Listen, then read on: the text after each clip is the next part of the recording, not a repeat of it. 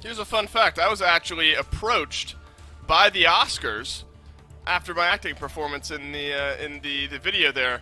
Actually, that's a lie, Miff, when I didn't have to act because all those things about Maxonomic chairs are completely true. Wow. Needforseat.com. Go online, check it out. The SMITE chair available now. Miff, you're with me, though, after what was a nutty first set of the day, right? The Kings up against the Jade Dragons. Before we move on to our next set of the day, which would be the Solar Scarabs and the Valhalla Valkyries, what's kind of your final rundown there, specifically for the Kings? This is a team I think that still has a very, very bright future here in Season 8. Like, I got to say it during the cast, Dave, and I'll say it again here. I think legitimately had the end call been made 2 seconds faster, they would have been able to kill it. What was it? It was 2 auto attacks from Jingwei, maybe 1 ultimate charge from Raijin. Drops the Titan down to 50%. Just a little bit of nervous shot calling was the difference maker there. Fair enough. The Kings still looked fantastic in game number 2. Bright future for the Camelot Kings. Here's your standings. One team has not played a game yet, or not played a set, rather, yet. And that is the Valhalla Valkyries. We'll talk about them here in just a little bit. But first off, their opponents in the Solar Scarabs, Mifflin. We have 1 set worth of data on this squad. The Solar Scarabs fell 0-2 to the Olympus Bolts team. Of course, Barracuda, Venenu, Lasbro, that whole squad yesterday. Layers and Baronic were kind of, I think, the big conversation piece going into the season about this squad. Those two needing to mesh together very well and work together very well. What's your diagnosis after seeing 1 pro set from the Solar Scarab squad? I'm going to go ahead and just bypass the first game almost entirely because Baronic essentially did the exact same thing with a 0-0-0 performance coming out from him. But game 2, I think, was really indicative of what this squad is going to be able to do with a couple more weeks of practice under their belt, with a little bit more veteranship and a little bit more leadership from Zapman. I think that this is a squad that can really start to make things happen, but right now, they're just a little bit too green behind the ears for my liking. Yeah, I think Baronic's hoping that the only zeros in this matchup are in his death column and the mid laner on the other side. So if he's able to put out a little bit more damage, a little bit more pressure into his lane, it'll certainly be an improvement here for the Solar Scarab squad. But I think you're right, though. You kind of overlook that first game. This team immediately looked improved there. I mean, again, they still lose in game 2 up against the Bolts, but it looked like an immediately improved team to some degree, and that's what's important here when you're playing at this level in this league. You've got to be able to make those calls on the fly. All right, we had a rough game there in game 1. Let's regroup and see if we can put a concerted effort forward here into game number 2. SOT, I think, and Zapman are going to be very key for this squad here, Mifflin, in kind of bolstering up the rest of this team. Yep. Just how important do you think having some of that extra senior leadership is on a squad with a few newcomers? So important, man. They have to be prepared to listen to what Zapman's able to tell them. And that's exactly what Zapman said in the interview. These guys are very willing to listen. They're very receptive to information. They're not combative inside of scrims. And I think that is going to be a very valuable resource as this more veteran leadership is able to mold them into something that can work at the SPL level. They certainly have the mechanical prowess. It's whether or not they're able to form up as a team. I think they have the ability. We just need to see it. Yep, mechanics are there, skill is there, time to improve and get that team up to the SPL level. We were able to sit down with one of the members of the Solar Scarabs prior to this big matchup. Take a listen. No, we were not, is what I would say. We would do that.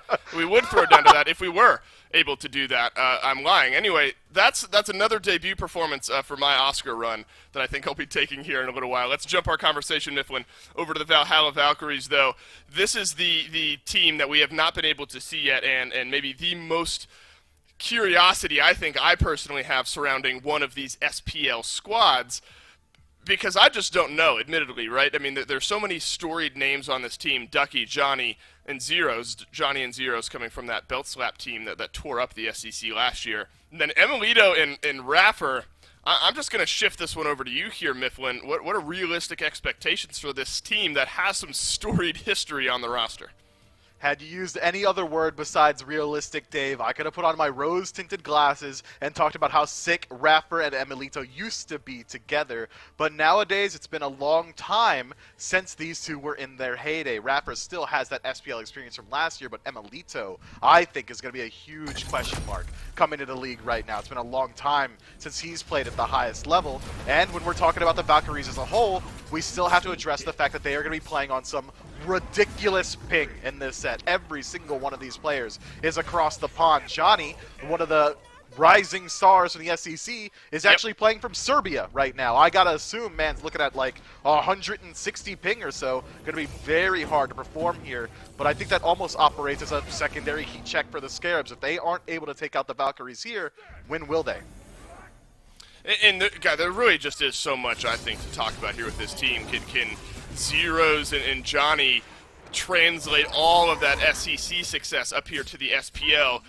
In talking about one big structural piece for the Scarabs, or two rather, between SOT and Zapman, how important of a role do you think Ducky plays here for this team? Coming off a year in the SPL last year, Raffer, of course, is going to be filling a pretty similar role. So Ducky and Raffer, do you think they are maybe the most important players on this team in kind of providing some structure and some support as the rest of the team maybe catches up?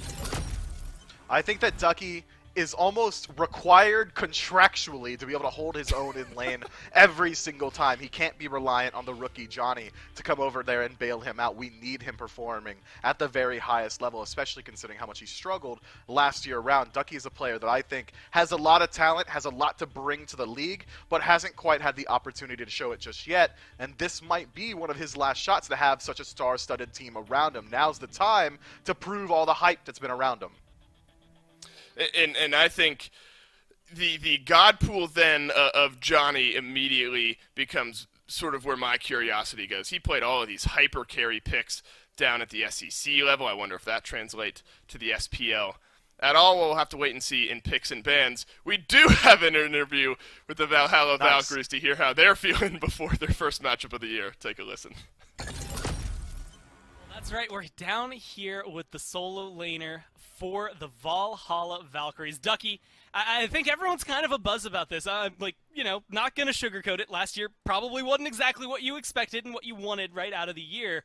But you've got 4 really good teammates. Like, how are you personally feeling going into this year and just the way things are looking?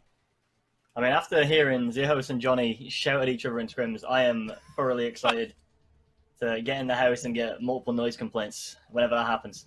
But yeah, I'm looking forward to it. It should be a good year. They're going to get set in their own separate room, lots of soundproofing in there, down in the basement to make sure, like, any insulation possible to come through. That was the interesting thing. Like, you know, Zero's coming back, playing in mid, kind of took a little bit of a hiatus, but was really, really solid last year throughout the SCC. Got to play with Johnny, and both of them kind of jumping back into that. With Zero's having that experience, how's Johnny handling, like, this transition into, like, the Pro League style? Handling it as in, like, how's his mental going into it? As he... Yeah, just, like, how's he feeling? Oh, he's looking forward to it. He wants to clap some... I don't know if I can say that. He wants to do really well.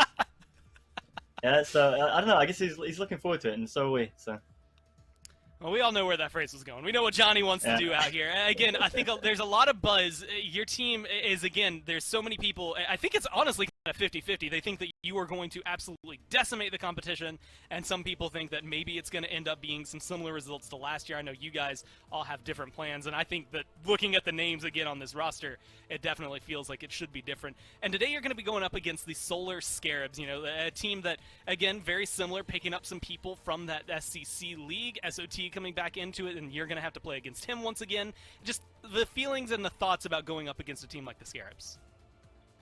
I mean, I get to play against Bobby as well. That's a first for me, because he was on Xbox the other time when he wasn't on my team. So, I don't know, I'm looking forward to that. Hopefully, you know, he gets run down. That'd be great. But, no, I'm looking forward to it. It's our first game as well. We're going to be 150 ping. But I'm sure we can pull it out of the bag, so... Well, as we have seen with the Kings, the 150 ping doesn't necessarily mean end-all be-all. But I think that big difference, right? The Kings, as we had mentioned, only have a couple players dealing with it. Is that something, you know, mentally that you guys are coming over to hurdle, or you just kind of, you know, you acknowledge what it is and you're coming into this playing your best Smite anyway? Yeah, no, we're all hitting the NA ranked queues on Smurfs just to get used to it. It's not that bad. It's honestly not too bad, depending on the server you get. So it should be, fair games.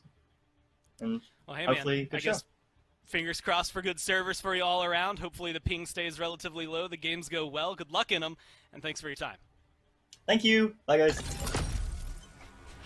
Always a pleasure hearing from Ducky. How can you not end up with a smile on your face after an interview like that? Obviously expressing some confidence in this Valhalla Valkyries team. Picks and bans for game number 1 about to kick off. And Mifflin, I raised, I think, a question going in to that interview with Ducky there surrounding Johnny. Our limited look at his god pool. I mean, limited's not the right word. Our look at his god pool over the last year at the SEC. Kali, Bakasura, Ao Kwang, these hyper carry, auto attack you down, late game type junglers. Way too early to call, but do you think that type of play style that worked for Belt Slap can translate for the newcomer jungler here at the SPL? Well, I will say that last time we saw an auto attack jungler try and work out was against or with the Scarabs yesterday. Layers locked in set, went a little bit auto attack centric in the build, and what was he met with by his opposition? Quadruple upgraded shell almost immediately. I think that the SPL is very adept at dealing with these auto attack centric junglers. Bakasura in particular, I think is one that just really won't be able to work at the highest level of play. Kali certainly can. We've seen Shario do it before. I think Ao Kwang is one that can kind of shift his build a little bit to match either ability based or auto attack based on what he thinks he can get away with. But some of those picks that we associate with Johnny might get stifled a little bit here. Right, and again, this is all just assumption based on the last bit of gameplay we've been able to see out of Johnny. So obviously a lot of work in the off season, changing up some of those picks. That play style could have happened. We'll just have to wait and see where the Valkyries prioritize their picks and bans here. Pretty standard across both sides here, Mifflin. Nothing hyper targeted except maybe that Scylla banned away from Baronic over on the other side. Sobek left open, obviously first pick worthy. It is. Sobek is pretty much no counter god. Nothing really is going to be a direct counter to Sobek. He's very safe. You can flex him in a solo if this were Season 7. We haven't seen it quite yet in Season 8, so it is likely going to be going over there into the support role, but it does leave a lot of value picks available to the Scarabs. Yanis has been one that has been pretty highly contested. Gets picked up immediately. We know Baronic likes that pick. You still got gods like Apollo out there. Set still available as well. We'll see where the Scarabs elect to go, but I don't think Layers is really looking to reprise that set performance, man. Quadruple shell kind of changes the man. And remember, it was a one-off from Baronic, where out of the 2 games we saw, he was playing the Giannis in game 1, triple zeros in his KDA. Again, if we're being fair, not much for him to get involved in that game. What does it tell you, though? I mean, we've seen one other guy play this Giannis, and I'm not going to directly compare Baronic's Giannis to Hurriwin's Giannis, but that type of play style, that means you're putting a pretty high level of confidence in your mid laner, right? So what do you think this says about this Solar Scarab squad, that they're picking Giannis and Anher back-to-back first 2 picks?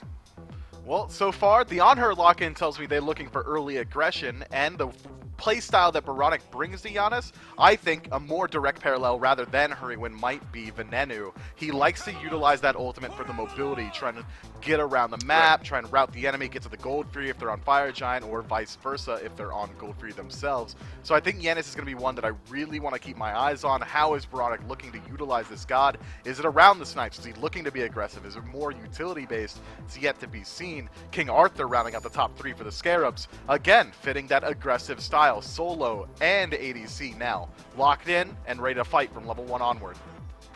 Yeah, Giannis just changes kind of the face of the game, doesn't he? Where you get all these other global pressure-y type gods, and, you know, some of them do some damage, have the knock-up, you're looking at Apollo, things like that, but something so unique about the portal placement, things like that, with Giannis, I can just change how your team is able to play the game. So I love seeing this kind of return into the meta, the creativity around this pick.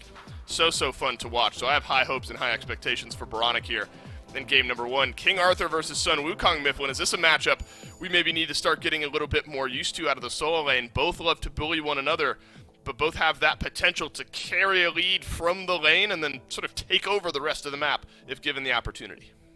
I think it's one we should get used to seeing, and it's one that has a pretty clear, defined way it's going to play out. If Sun Wukong elects to go for Soul Leader in that first slot for going, some of that traditional defense, usually it is a Shifter Shield picked up by the majority of Warriors, it means that King Arthur really is going to be able to have the edge in that early game until that Soul Leader evolves. After that evolution, I don't think Sun Wukong's really ever at risk of dying in that lane, should be able to sustain up very easily, utilize that bird form and CC immunity in the ultimate to maintain his life. So I think that generally, if there are going to be sparks flying in a short, it's going to be pre-6 minutes in.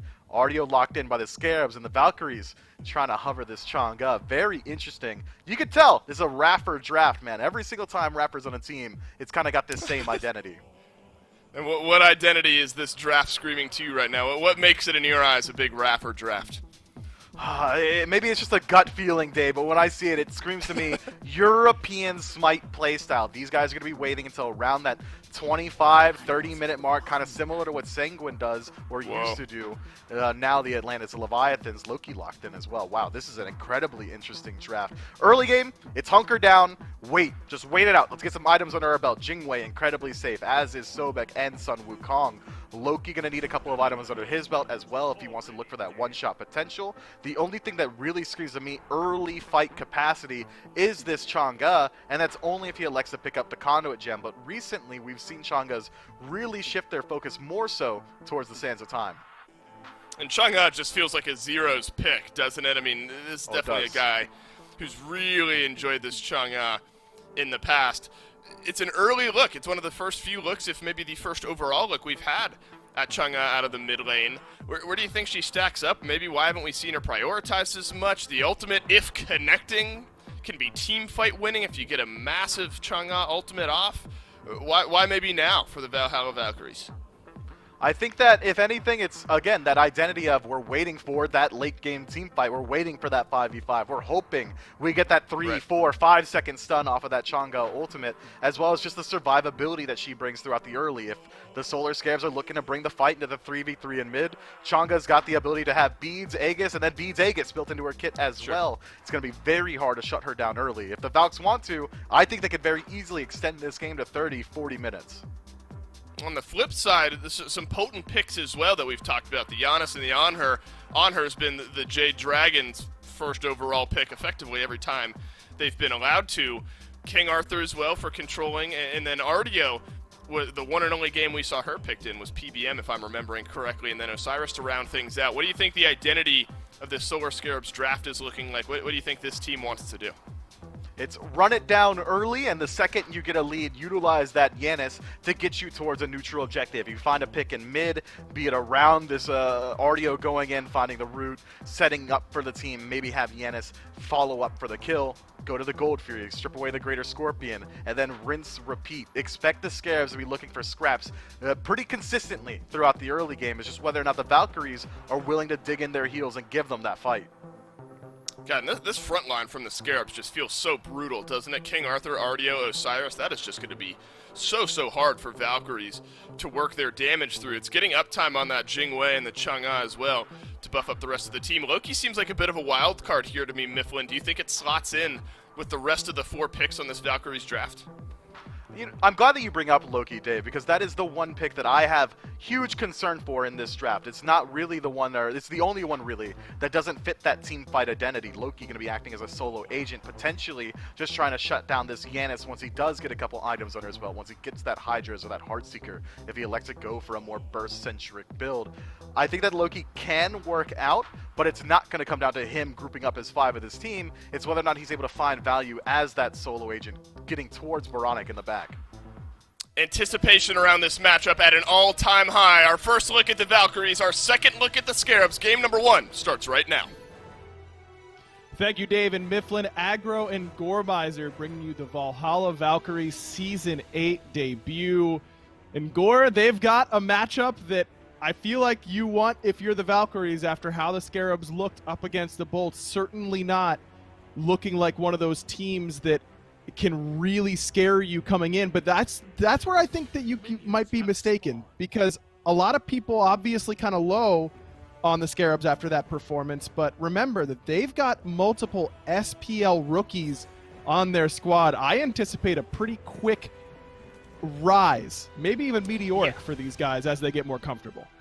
I mean, you could even say that you expect nerves, right? You're game 1 of your SPL debut. Like, you're going to have some nerves, and there were definitely some issues of, watching that game, those 2 games.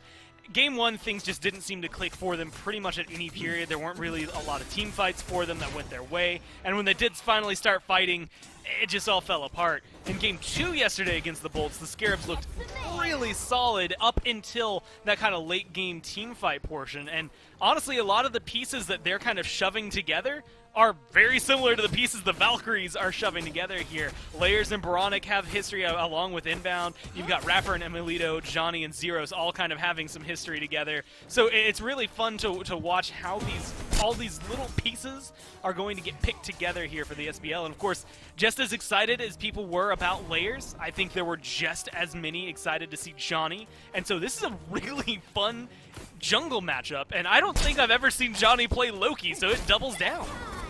Could be fun, but not so much fun for Inbound. Perfectly placed Persistent Gust by Emilito keeps the momentum going for Inbound, but still not enough in order to take him down. Artio, pretty tanky in the early stages, but that might be enough to give lane pressure over to these Valkyries. I think that hanging out over here in the duo lane makes a lot of sense. As Rapper goes for the blink, but Bobby blinks on the other side of him. Zap's going to impale him back towards the Chaos side tower, and Rapper getting lower, and Inbound going to claim first blood.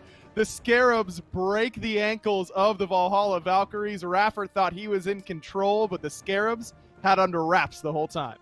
And this is what I give credit to Inbound for, right? I think last year, it's so easy to say. He went from a rough pickup at the very beginning of the year of someone that really did grow into that support role for the SPL. And it's nice to see that he's starting ahead of where he ended last year even still. That's a really solid play for him. Again, a good reactive blink, forces Rapper into a bad spot. It just makes me feel good and have a little more hope, again, in the Solar Scarabs. Especially when you think about it, there's 3 back-to-back champions in this game. That's got to be something you live up to. Rapper and Emilito, Zapman, he just did it. But I feel like if you're Inbound, if you're Boronic, Layers, SOT, like, there's got to be some nerves that comes with that priority. Oh, Johnny shows up on this right-hand side. Layers going to blink in, but it's too little, too late. Ducky has already found the kill on a solo troll. Johnny going to get in between his minions, but Osiris cares not. Layers? 4 extra targets. He's got the cleave, and now Layers is going to fall as well. It's a double kill for Ducky. And all of a sudden, this right-hand side of the map looking nice and strong for the Valkyries. It's good to get your Wukong up a level already over the King Arthur, but feeling confident over there. Layers, again, an Osiris in the jungle is something that we got to see a lot of last year. Sino liked to run it. Warriors in the jungle can really hit or miss. I think he's not going to struggle necessarily against the Wukong, but early on, against the Loki. Early on, though, against the Wukong and these rotations that he might make over into the solo lane, even in the mid, I think that's where we're maybe going to see him not quite hit the same way as some of the standard assassins we're used to seeing. Still, I think earlier I called him the god of slows, and if there's one thing that this Osiris is going to be able to do, it's keep people locked down. Likes to build things like Frostbound Hammer later on as well, so his autos will slow, his abilities will slow you, and then they'll double the slow just to make sure that you're not getting away. Chang'e's immunity is really going to be helpful to make sure that she can stay alive there in mid, and Wukong's going to be forced to use that movement almost on cooldown if Osiris decides to show up over there. Yeah, I think it could be tough, though, because Chang'e only has 1 moment of CC immunity. As you said, it's tons of slows coming from the Osiris. You immune the ult? Great. Little sickle in your back, and now you're slowed, and we can chase you down. Quick pause here. Thank you for bearing with us as we get everything sorted here to resume the game shortly. But take a look back at this first blood. Beautiful reaction blink, and I love the call from Zap. Don't care about trying to stun Rapper against the wall, just put him further out of position. And again, that control that comes down, that from Zap, like, that's just, I've played on her for more years in the SBL than most other people have played the game. And being able to utilize that, again, knowledge, expertise, like you said, you don't care about the stun. That's not normally something you get to say. Instead, it is focus on displacement and where you can get them. Same thing here. You might not necessarily win that fight exactly the way you want, but Ducky gets Layers into a position afterward that the kill they have, it kind of lines up perfectly for a second kill. Layers is not going to walk out of there easily. Kind of runs towards the minions and makes it a little easier there for Ducky to pick it up. And this could be a really big year for Ducky as well. Like, we kind of talked about it in the interview, and I've been thinking about it off and on. Like, this could be the moment that really makes his career if this team does really well and we start to see a really big skyrocket for him, or it could end up being another team that hovers towards the bottom where he's unfortunately on himself. And it's everything we talk about it or necessarily any fault of his own. He always seems to be highly praised in the solo community, and so seeing him get a double kill are things here for this team really nice. Good for the Valkyries. Both of those kills on him probably feels pretty good for them. Again, thanks for sticking with us. We're working on getting back in game. The pick that I'm looking at here, Gormizer, that when I'm looking at this draft is I love the Chang'e pick for Zeros. It's a pick that he loved a lot last year when it started getting into the meta. And I think that when we're talking about, the difficulties that this team could have, ping and all that kind of stuff, Chang'e, nice and simple. Giant AoE after giant AoE after giant AoE in terms of damage, and certainly plenty of effectiveness with it. And I called it a unique amnesia I always have with Chang'e. It's easy to forget how much damage she does, right? It's so fun to talk about her CC immunity that's built into the kit, the fact that her ult stacks its stun up, so the more targets you hit, the better it is for you. She's got healing, and in-combat healing right now is definitely going to be able to pay off a little bit more than things like your Hell that want to back off from the fight, heal up, and then go back in. And so she's got so much good in her kit, but sometimes she just kills you dead really good. That Crescent Moon does a lot more damage than you're anticipating on most strikes. And with the right build, which we know Zeros is going to be able to build up, most of it has been pretty similar here through Season 8 from what we've seen. He's going to be able to hit pretty hard pretty quickly, depending on whether he goes for like Spear of Desolation first, if he goes for a Rada Tahuti, or if he opts into an item of his own bringing. Either way, that power is really going to spike him up, and early on, it's going to make it difficult for an Osiris if he doesn't have the protections online yet. Sure does. Appreciate your patience. We're going back in game right about the game resume. And look at that, Zero's already with the blinks. So you know that this Chang'e likes to blink into the back line, try and prioritize the waxing moon. Why wait, baby? Let's get right in there. No beads for him in the mid lane. Might be somewhere that we see the Scarabs pay some attention, but they're a little light on hard CC, I'd say here, Gore. I think that Zeros makes the right call. He doesn't really need beads. He's got his two. Why not try and be the aggressor with the waxing moon? It's always the argument you have when you lock in Chang'e, right? Like, do I still need beads or do I still need Aegis? Like, how safe do I feel with this? Sometimes there's too much CC, and as you highlighted, there's not enough on the other side that he's too scared of it. And with the amount of damage that Ducky can deal like that in the blink of an eye with Johnny, again, taking maybe a little bit more time on this Loki to come into full fruition, what we expect to see out of the jungle, I just feel like this is going to be good for Zeros. Whether he's actually aggressive early on or not, he's not going to feel, really unsafe until he's probably level 12, and then he has the option to choose that second relic based on whatever's been going wrong. With someone like Baronic on the other side, Zapman playing this on her, and that Yanis there in mid, it's going to be a lot of burst damage, so maybe an Aegis is going to be there in the future just to try and immune some of that to make sure you can stay as tip-top and healthy as possible. But at the same time, if he wants to go blink, if they get enough of a lead, I wouldn't mind seeing him go even more aggressive. It might be too dangerous at that point. I'm maybe going too far onto a thin branch here, but it's going to be fun to see. I just want to see how this blink gets utilized. Excited to see it as well. Zero's not usually one to take a whole lot of risks in mid. He wants to play towards those later stages as Raffer narrowly avoids getting stunned by inbound. A couple of blinks by the frontliners used. Ducky on his rotation towards mid. Blink and stunned out layers without any real fruit coming from it. And now inbound finding much of the same, but Johnny's on his way, and Zeros has rotation priority in mid. Ducky's return from base as well. Pluck onto inbound, back. Don't think he has a dash. Through space of time's coming through, narrowly avoided by Raffer, and inbound just desperately trying to get him through the portal, but he doesn't need it right away. Raffer falls down first. Ducky gonna find inbound on the back end, and Zeros is getting gunned down by these warriors. Layers and Solar Patrol combine. The Valkyries thought that they had the numbers advantage, but Baronic was there quickly with that through space and time. And that's going to be the biggest downside, not just for Zeros, not a lot of mobility. Chang'e does get a little movement speed buff when you use your abilities, so technically you can try to run away by dancing all your way through, but it's just not the same as a leap. It's not the same as a portal that literally gets you through walls, and I think that's a good call from the Scarabs to engage on that fight. Brilliant body blocks again. I think inbound and getting body blocked away from portals is maybe the #1 thing that has caused him death over at least all of Season 7. It was really good to lock him down that way. But again, you're going all in, you're locking down the support, and it allowed Solo or Troll and Layers to kind of flow without much worry. No one was really focused on where they were going or what they were doing.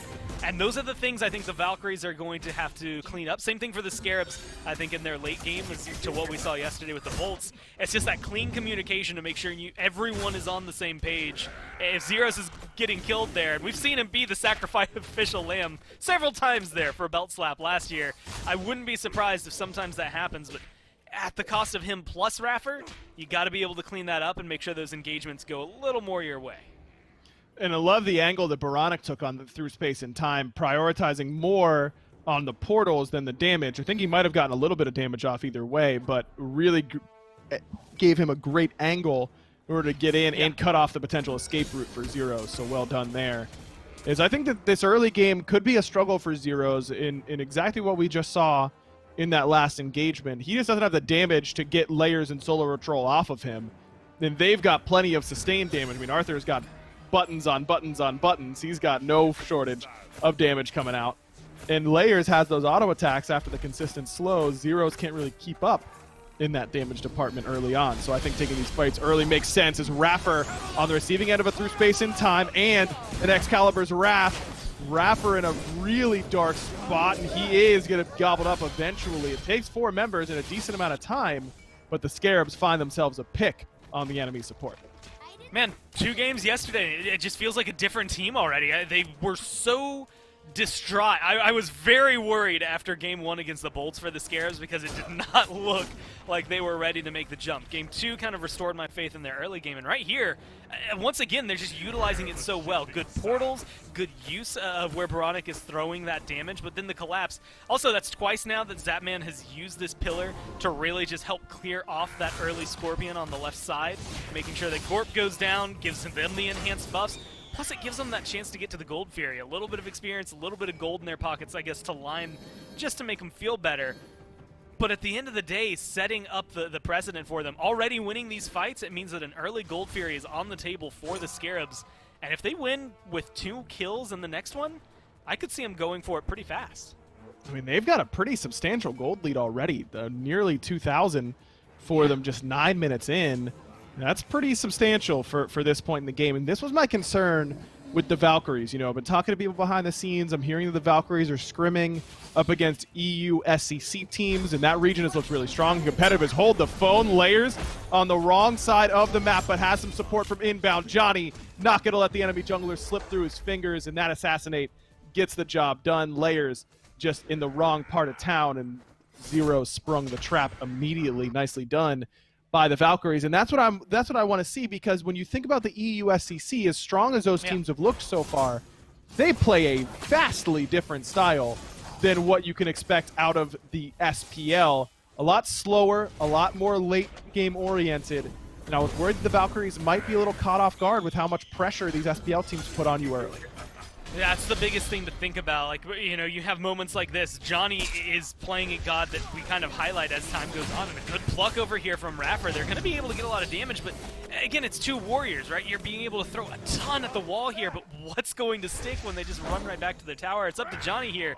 Maybe a good rotation. No, they're not even going to be able to find that. I was hoping something would come with that. And that's kind of where the problem is. The Scarabs are playing again, like you said, early pressure right now. But that's what we see and maybe talk about the most with the Dragons. It's what we talked about all last year. And it's just they play the map really well early on. They force you to feel uncomfortable. That's where the Scarabs are in this position. Not quite as big of a gold lead because of the way the last couple of minutes have gone, but still enough that it showcases that if the Valkyries don't continually make those return plays, it's going to crumple in between their fingers. They're not going to be able to hold on to any sort of lead. ML contesting up against Zap in this left-hand side, a classic Hunter matchup that has spanned many, many seasons at this point. In Season 8, getting a chance to see that again as a treat, as Emilito maybe not feeling quite as lucky as the fans, as he is on the run. Airstrike traded for Desert's Fury, and he's A-okay. You know, he's going to lose those 3 archers most likely, but that is all he will lose. Holds on to the purification beads, but Zap's certainly pushing the tempo on this left-hand side, and the Valkyries beginning to respond. Johnny lurking, but ultimately just here to help secure purple. I mean, what world do we live in? We just got to watch Zap versus Bara yesterday, and now Zap versus Emilito. Yep. Like, if you are a Season 2 Smite fan, your mind has been blown. This is perfect for you. Same thing, I guess, if you go Season 3, and then also Season 4, and, you know, continue on until Emilito takes his little break. Zapman versus Bara has been happening for ages. But throughout all of that, it is, like you said, just a treat to be able to watch, even though he doesn't quite get the solo kill. Even though it feels like the world has changed around them as to what they get to, you still have Emilito and Iraf are holding it down over there and left. Right now it's inbound. Try it again. You know, we'll see if they can do it again. Emilito uses the Purification Beads. Desert's Fury coming up soon, sooner than the airstrike, worth noting, as Emilito has to use those Purification Beads, but that's about it. Raffer comes lurking in the waters awfully early, but just as a dissuasion tool, and it does the job. Both Emilito and Zapman walk away, but Emilito one relic down. Worth noting, the Layers did manage to steal away Johnny's speed buff and then escape with help from Baronic, a good portal from him, but did cost him his Lord of the Afterlife. And look at this, here's a play potentially being sprung on Baronic. He's got a chance to get to the wall, or does he? He doesn't, by the way. That is Chang'e burst damage for you. Johnny right on top. Purification Beads did not help Baronic even a little bit. 5 kills each for the Valkyries and the Scarabs. And hit exactly the point where we were talking about earlier, right? Finishes that Rada Tahuti as we had highlighted, and then comes right into being able to just slap you down. That Crescent Moon damage is nothing to scoff at, or whatever the correct terminology for that one would be. It's just Zeros is going to be a surprising threat throughout all of this. And it's just this weird thing about Chang'e. She has so much good in her kit that the damage is easy to glance over. Baronic is going to be able to hit pretty much the same note, although the damage is maybe a lot more forward on what you expect out of Yanis. But if you get locked down in the middle of the jungle like that, either Zeros using his ult, Johnny using his ult, whatever they want to do, body blocks even, just to stop those portals from being effective, then you can lock down Baronic enough to make sure that that level lead that he has right now over Zeros disappears pretty quickly. Right now, that Giannis is getting plenty of farm. That's one of the strengths of the character, of course, is using that mobility to get to more farm than the enemy mid laner, and that has been the case so far for the Scarabs, who have evened up the Valkyries rather have evened up the gold deficit they were at earlier. It's about 1,500 7 minutes in now. All even. In fact, the Valkyries are the ones leading in XP as Layer shows up on this left-hand side. Airstrike used. Baronic even firing off that through space and time, but I don't think they're going to need the help. Aegis used preemptively for Emilito, and turns out they did need it. Baronic with a nice little roam over to this left-hand side, knocking down Emilito as the Scarabs continue to try and play around this left side of the map. They're going to head straight towards the Gold Fury. Raffer blinks past Layer's damage and portaled right away. Zapman has that impale coming up, but Raffer, all in the name of buying time. This is typical Craig Rathbone Smite play, trying to get in and out without getting punished, but this time he will. Johnny might have gotten baited. That Waxing Moon doesn't quite find enough as Zero's going to blink in, looks for Zapman, but the beads are good enough. Zap exit stage left, and the Scarabs have gotten another pick, but are kept off the Gold Fury by Raffer. I mean, even though it's a little bit, again, 6 minutes later than I thought it would be for a Gold Fury play, the Scarabs give that up a little easy. I don't know. They lose, or they burn the Aegis on Emilito as well as the ult. They just now burned the beads and the ult from Zeros as well as Johnny's ult. It feels like they have a lot more to work with over the next minute and a half, but it almost feels like they gave up pretty quickly as to where they wanted to fight. It also felt disjointed from the Valkyries as to where they wanted to go. Either way, I think the Scarabs can double down now over the next minute or so to try and figure out some more pressure over on the left-hand side. A couple of more wards for them, although they've got some pretty deep ones on the left-hand side to make sure that they have vision on the Valkyries. I could see him going for a Gold Fury once again, and it might come at the expense of Emilito's life. At least his beads and ult will get burned down one more time. Artie is hanging out over there. You can see Layers. He was floating around on that side of the jungle, but it looks like he's going to go ahead and head back to mid. Looks like Layers is falling behind a little bit, though, Gormizer, after these ganks. Oh, yeah, he's 2 down to levels. level 13. Johnny seeing a level 15, and Ducky also boasting an experience lead, but it's actually the Scarabs who were first on the move. Solar Patrol all the way into mid lane, and despite the Oracle vision, from the Valkyries, it's not going to matter one bit. First Gold Fury of the game goes the way of the Scarabs, and back in the lead they go about 16.5 minutes in. Again, all on the back of all the relics and everything they had just burned. Zero's like just got his ult. Same thing for Raffer, Emilito, and Johnny. Like everyone on the Valkyries was almost, but not quite, prepared for a fight. And with the blinks down the way they are and all the other relics that they had already burned, the Valkyries didn't have much of a choice to try and fight that one. Although maybe a little more presence would have been nice. I think they're going to be making the play. Fire Giant over here has spawned up. Pyromancer was burned down on the side of the Valkyries. Kind of a trade we saw. I think the Scarabs actually, well, Zapman specifically, making that trade very often last year was just give up the Fury in order to grab the Pyromancer, except this time it's flipped, pick up the Fury, even if it means losing that Pyro. With only Fire Giant left, once like red buffs, purple buffs over here on the left side are picked up, it feels like 18 minutes was the threshold throughout Season 7. It's been taking a little bit longer here in Season 8, but a good fight from the Scarabs could definitely set them up for a swing over to a Fire Giant. I like the patience here from the Scarabs. It looked like they were going to play aggressive, but Ducky was far, far closer than Solar Troll coming off a reset near his own red buff. So smart decision by the Scarabs to just feign a little bit of pressure as Ducky heads back towards this right-hand side. 3-0 for him so far. Of course, he got that early double kill and a kill in between, but other than that, haven't seen a whole lot of either solo laner. Been pretty relegated over to their half of the map so far through the first 18 minutes. Yeah, very relaxed SOT. Like, the only time we saw him get really involved in a fight and he got that kill onto Zeros was while the fight was going on right around those back XP camps for the Valkyries. So not a lot of pressure happening on the right-hand side. A lot going on over here. I mean, we've taken more trips to the duo lane this game than I think we have the rest of the week combined. And admittedly, again, it makes sense. It's Zapman and Emilito. You want to shut down these two hunters as best you can. Even though they maybe haven't been the talk of the town this weekend, I still think these two specifically could start changing up the pace of the game. And again, kind of remind us why the hunters are important. With Zapman, and I think Inbound right now playing the level they are, they get that tier 1 tower, good gold for their pocket. All of the pressure over here is deserving for them. They are going to be able to create a lot of space, grab what's going to be the Primal Fury when it respawns here in a little bit. But I'm looking towards that right-hand side of the map. Like, that's where I think I want my focus right now, and I want my pressure. A Fire Giant as well as a couple of towers in the next couple of minutes on this side really is the swing that would give you not only a massive gold lead in a game that has been roughly even, still barely 200 gold separating these two teams right now, but it would really give you the punch to win the team fights that have been going pretty much both blow for blow each time. Feels like at this point both teams are, this is kind of where you get the point in the game and you go, you know, we could fight now, but I'm kind of close to my starter item upgrade, so maybe we just wait until I hit 20. I mean, Baronic and Zapman both sitting at level 19. Yeah.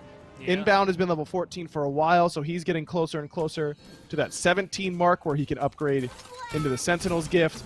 And as it stands, it looks like we're going to be getting into some late game objective fights as Inbound blinks in early, does good damage to Johnny on the back end, and Layer's going to join him now with a blink of his own. Assassinate just out of range as Baronic had let it go from the logo from his own red buff, and it was on target until Johnny used that ultimate to get away. So nice reaction time from the rookie jungler for the Valkyries. But the Scarabs continue to give a little bit more pressure than I thought they might. I think, like I was going to say, I think that at this point we're looking at some late game objective fights, but maybe the Scarabs want to keep up the pace.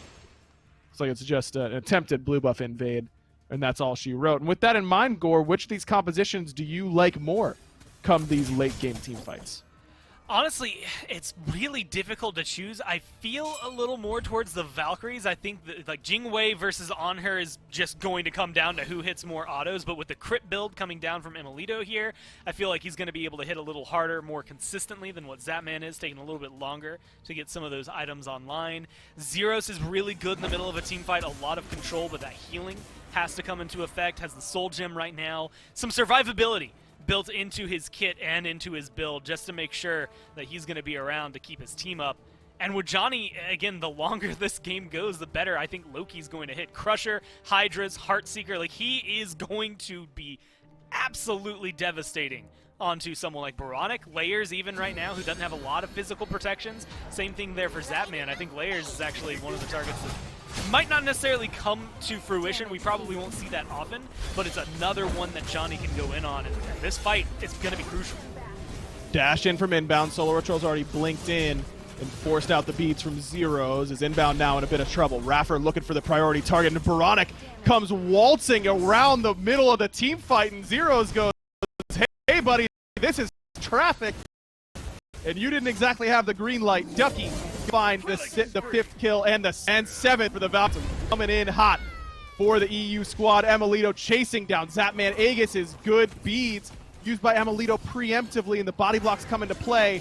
But Emilito is happy with that target. It's a double kill for Johnny, and the Scarabs are getting routed. A triple for the Valhalla Valkyries, as ping be damned, they are taking it to the Scarabs here. I mean, I gotta give props to you. You couldn't have asked me a late game question for the Valkyries any better. That was the perfect time to start talking about Johnny, because he just showcased exactly what he can do with a build like this, and with a little bit of time goes from a very non-important, almost non-factor in this game, right? He's just a farm machine. He was a little, like, a level up over Layers. Comes in, swings in a triple kill, something we know he's capable of based off last year. One of the only players in the league right now that has a competitive Penta, I think out of 4, that have been able to pick it up, and he got his last year. But now he's 3 levels up over there on top of Layers, and just a huge swing because of the rotation he's able to have. And like you said, with Boronic's positioning there, I think it kind of set them up for success. The Scarabs were very disjointed, and Ducky was just kind of able to play the way he wanted. Zeros was able to play the way he wanted. I mean, Emilito just dove a tier 2 tower like it was nothing. Didn't get punished for it because of the way his team was playing. And that is something that the Valkyries, even if you lose and slip in the early game, what, that 1,500 gold lead that was in favor of the Solar Scarabs sub 10 minutes, meant pretty much nothing going into that fight. It was all virtually even. And the way these builds were going, even without some upgraded starters on the side. I think they had the upgraded Bluestone there for Ducky, as well as Johnny getting that Bumba's Hammer. And that was it. That's all they had. That's all they still have going into these fights. But with this Fire Giant buff, they should be able to make a big enough gold swing that we really start to feel a difference. Yeah, if you haven't watched any of Johnny's games through his career in the European SMITE Challenger circuit, this game has been a really good example of what he likes to do. Play nice and slow, farm it up, and then absolutely pop off come team fights. This guy has a nose for a team fight, like a lot like adapting. That's the comparison that gets thrown around a lot, and for good reason, because they play those team fights very similarly. And obviously, what a storied career Kenneth had at this level, as we have to get back into the action. Zapman's feet don't even hit the ground, set up perfectly by Raffer, but Zero's gonna follow Zapman quickly. Boronic on the run on the back line as Emilito and Raffer doing their best back here, and they'll do more than enough. Boronic inbound, Zapman all on the gray screen, but Layers does put the Scarabs at least in contention to hold this left side Phoenix. Johnny and Zeros have both fallen, but with Fire Giant still on Emilito, that's gonna make quick work of this left side Phoenix. The Valkyries have cracked the base of the Scarabs. And this is so good. Back to the conversation you were having about Johnny, right? Looking at it, we were really worried about him coming into this. He loved to play things like Kali, Bakasura, like a lot of late game hyper carries. And like you said, very similar to, well, I start thinking of Adapting's Mercury that he loved to pick up. Like, again, late game hyper carries could come to mind. And if that's the style that's going to be able to work out for you, it's the style that's going to be able to work out. Unlucky for him that he's not able to get out of there. Still able to pick up the Phoenix, although I think it took a little longer than they would like. That Fire Giant buff doesn't have much longer on them, a little over a minute here on the side of the Valkyries to continue playing with. And maybe you get another tier 2 in that. Maybe you can swing this, but they're up 7,000 gold, the first real substantial lead we started to feel. They are getting these upgraded starters that we were talking about. This is going to be a big power spike for them as well. Compassion, I believe, was just picked up there for Raffer.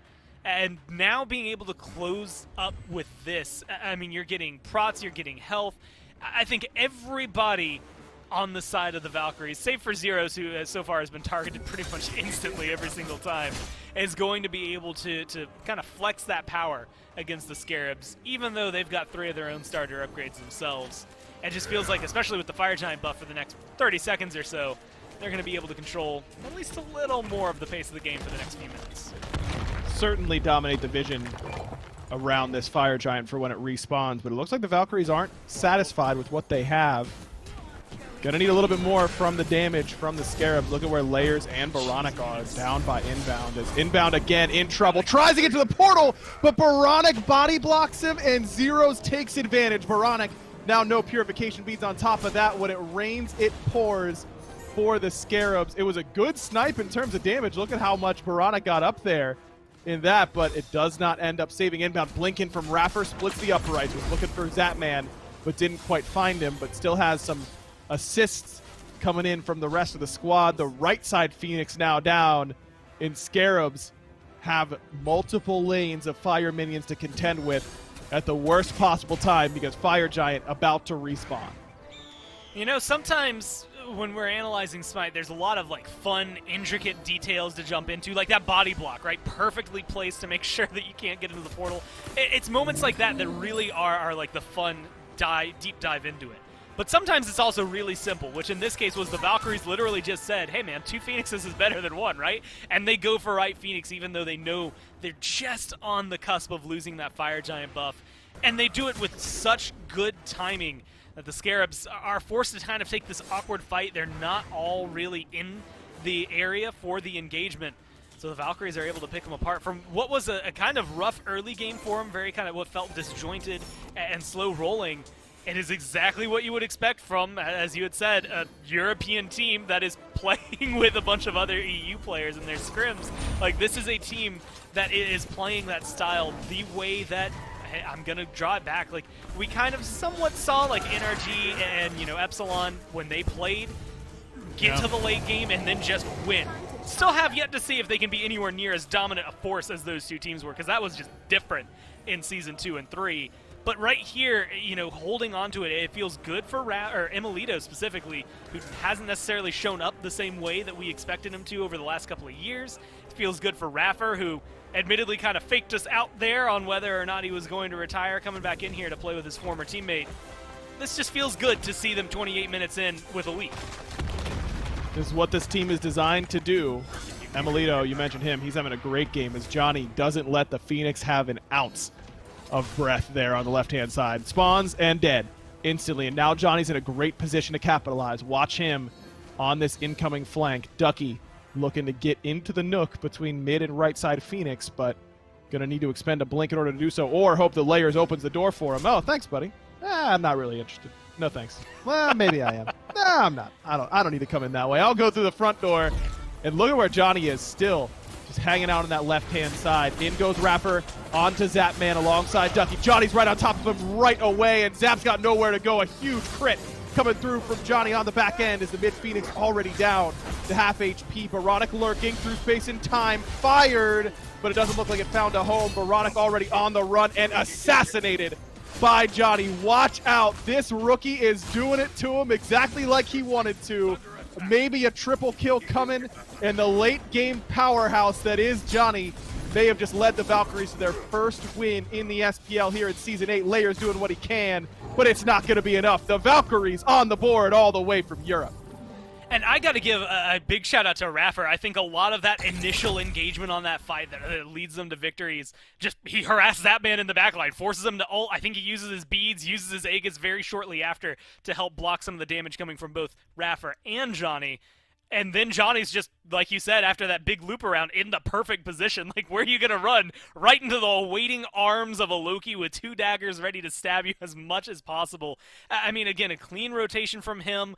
Great fights into the late game. It took a little while for them to come online. They were even at a deficit early on, but if you can team fight like that, as we've learned from the Leviathans last year, sometimes that's all that matters. If your 5v5 grouping is just better, you'll win. The Valkyries show that here in game number 1. This team looks dynamic when they get to that stage of the game. We'll see if the Scarabs let them in game number 2. We're going to take a quick break and be right back to break down the game 1 victory.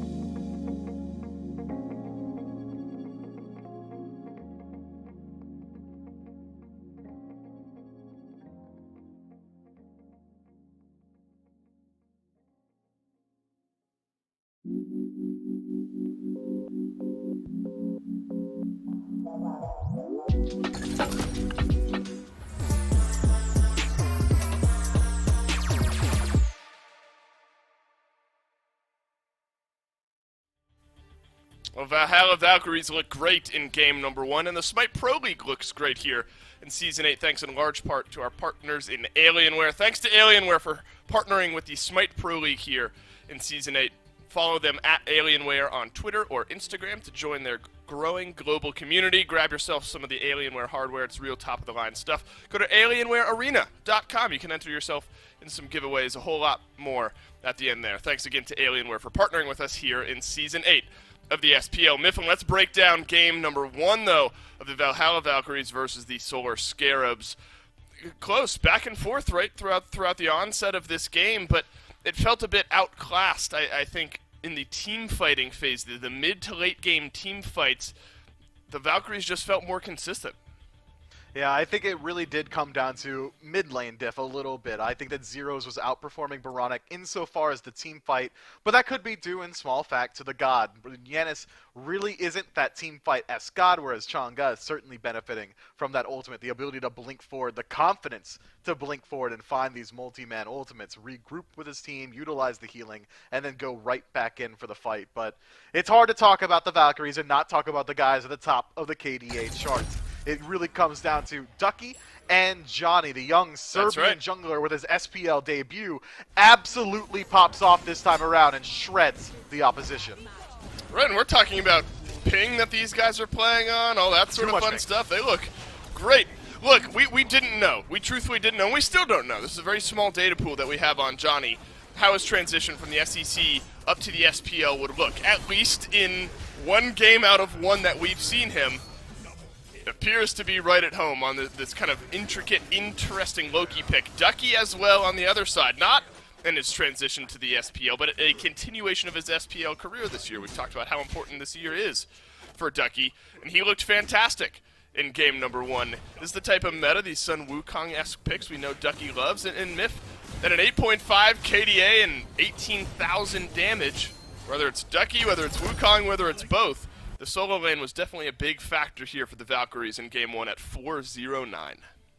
And you know what? I owe an apology to Emilito as well. I was a little bit of a naysayer. I was hesitant to say that he'd be able to keep all that rust off after that extended break from the SPL. But coming in 3-1-5 up against veteran ADC Zapman inside the lane looked incredibly comfortable on this Jingwei pick, especially considering Hunter, one of the hardest roles to play with a ton of ping. He looks just fine, outputting 20,000 damage, topping the charts for his team. I'm glad. All right, I was surprised there as a jungler through and through. All you said was one of the hardest roles to play, and then you qualified it by saying with high ping, because there's no chance you just say that Hunter is the hardest role to play, and then just leave it there, right? It's just important that on higher ping, Hunter can be a harder role to play. All right, got it. So glad we got to the bottom of that one. The now change maybe needs to come in the pick ban department, you think, here, Mifflin, for the Solar Scarabs. It was obviously a bit of a high execution team composition we think that these guys had in game number 1. Do you think there are some changes that can get made in picks and bans that start to give you a better chance at finding consistent success here in game 2? I would like to see the Scarabs transition to an easier to execute on draft, especially considering the triple rookies coming in. Well, not triple rookies, triple box boys, double rookie coming into the SPL. I think that, if anything, I want to see things that are easier to perform on. Hard CC set up, standard mages out of mid, and then potentially even a global ultimate coming out of the jungle just to alleviate some of those growing pains in the early phase of this match. Because both sets now, we've seen the Scarabs, they have been running incredibly high execution drafts. I think it maybe save that for a little bit further into the season. Right, and there are moments where those high execution drafts look like they're paying off. So it's not all that far out of the question for these guys to maybe stick with something similar. But you know, when you're playing around the Giannis, things like that, I mean, there's so many moving pieces, it feels like, in some of those team fights. Hard for even us to keep up with every once in a while. Hats off to Aggro for his Chair 1 performance there in Game 1. Kept up with it admirably. As we move into picks and bans for Game number 2, Yamoja gets taken away. In between these two teams here, Mifflin, you know, with teams like the Dragons, I mean, really early on, there's a couple teams that kind of have these unique, specific pinpoint, like, I want to get your god out of the area bans with the Giannis against Hurrywind. Do you feel the tendency or the need for any of that between these two teams just yet? It's hard to say because there are so many rookies between these two squads and people that I guess essentially have re-earned their rookie title. Amelito, obviously, a veteran player, but it's been a while since we've seen really what he's looking to lock in. So, yeah, I don't think the Scarabs really know exactly what he's going for. It was the general point I was trying to make here. And Johnny, again, right. What's he bringing to the SPL? Loki's a slightly different look from even what we saw from him bringing in the SCC. So I think the Valkyries have at least that slight X factor for them. What are you guys going to ban against us? I mean, we haven't really shown what we're playing just yet, but the Scarabs get the benefit from that exact same thing. Baronic and Layers, we don't really know the full extent of their god pools yet either. So for now, I think I'm completely comfortable with both of these teams kind of just staying in line with the meta. Take a peek at the Reddit tier list, ban what's at the top. Pretty interesting and a fun fact here, a great case for Johnny in his game there in game number 1. Johnny, after one single game played, has the 10th most kills in the SPL currently, so he is the top quarter of the league after one individual game played out of the jungle at 8. And there's a couple at 9, couple at 10 up above him. So after 2 games played, my man could be in the top 5 or so of the league here if the pace from game number 1 continues. The question of targeted bans was raised, Mifflin. I maybe should have waited just a minute to ask you that because the answer is immediately arrived. It's a Chang'e and a Loki ban. But what does that leave open in the Tiamat? We saw Tiamat earlier on today lose a game, but get a quadra kill. It wasn't so much the Tiamat that lost. It was a bit of a fumble down there in the SEC. It's going to be the first Tiamat we've got at the SPL level, and it's because the Chang'e and the Loki were more priority bans here for the Scarabs. Wouldn't be surprised if it's the last time we see Tiamat at the SPL level for a long time, Dave. This god is incredibly potent right now. Maybe the Scarabs putting the cart before the horse a little bit with all those targeted bans. Athena, Chang'e, and Loki are going to be the top 3 for the Scarabs versus the Valks. Go ahead and remove Scylla, Heimdall, and Yamoja. What does that leave up in exchange? Valkyries taking Tiamat, and the Scarabs pick up Guan Yu for themselves. But they still have 1 pick left available. They could go back to that set, but instead, I like this a lot. Pick up the Sobek for yourself, toss that over to the support role, and now you've got 2 lanes that should be relatively safe throughout the early, as well as a good transition in a mid to late game with fantastic engage.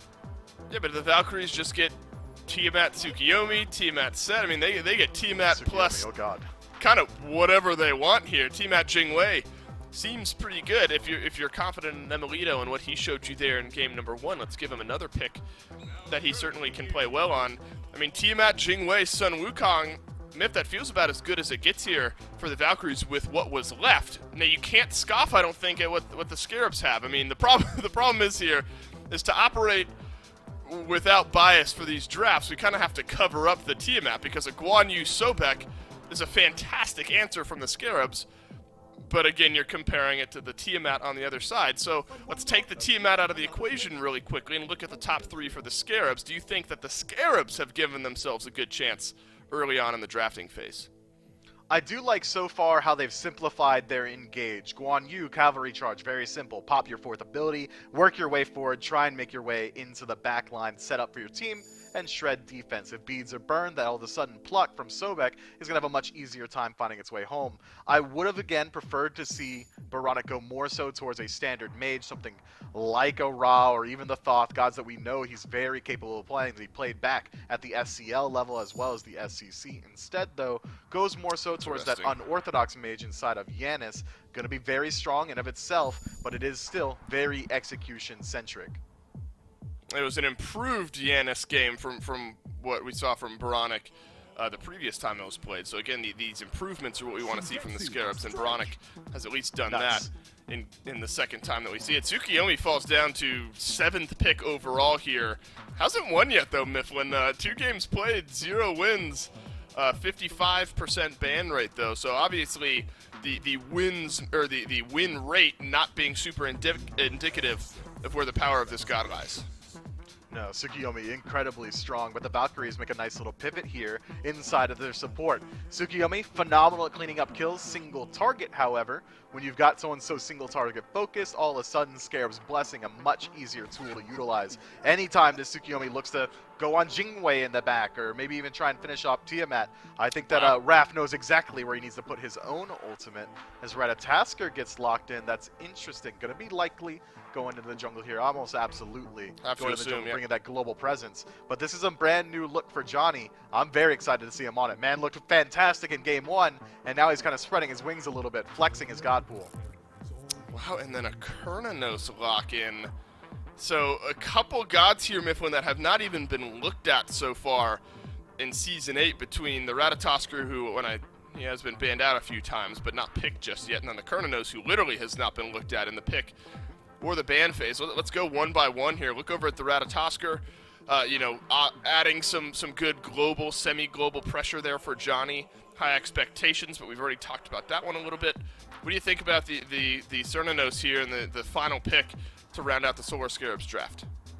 I really do like Cernunos almost always into Khepri, that large AoE ultimate that is also going to be able to act as that polymorph CC. Means that if you're able to catch Khepri in it, if he doesn't have beads, well, now you don't have to worry about Scarab's Blessing for at least a couple more seconds, able to much more easily shut down your opposition. And I think it's going to make up for, in large fact, the lack of AoE damage from the non-standard mage on the side of the Scarabs. Now, you can really use that large ultimate from Cernunos to help you out in disengage as well. So I really do like how he rounds out this draft. All right, we've ignored it long enough, I think, right? We said let's try to look at the rest of this draft without discussing the Tiamat, because it would be so difficult to kind of lean one way or the other, because Tiamat just seems that powerful. Is Tiamat, Mifflin, that powerful? Do we think Tiamat's at a point right now where, first overall, this pick can just kind of take the game over? With recent nerfs to Tiamat, she is a little bit easier to address in the game. Now you need to get up to about 600 power if you want to get that 60% damage mitigation from the scales and the four-legged stance on Tiamat, so it will take her a little bit longer to come online. But she's also got the ability to farm multiple lanes at the same time. Drop your little lizards over in the duo lane. Sure, you're stripping some farm from your ADC, but now all of a sudden your mid laner is getting farm from multiple sources. Yeah, I mean, I'm not going to sing the praises of mid lane too much and how much they need their farm. That's more so inside of Aggro's wheelhouse. I'm sure he'll tell you about it. Yeah, luckily Aggro has an entire game to tell us about it. Our first look at Tiamat in the SPL starts right now. Well, too bad, David Mifflin. I'm not doing it, because Gore's going to do it. I don't know. Maybe he will. Maybe he won't. It's a matter of if he feels like it or not. You're not the boss of us, is what I'm trying to say. It's Aggro and Goremizer once again for the Valkyries up against the Solar Scarabs. Gore, were you surprised to see the Valkyries get the opportunity to lock in Tiamat here for zeros?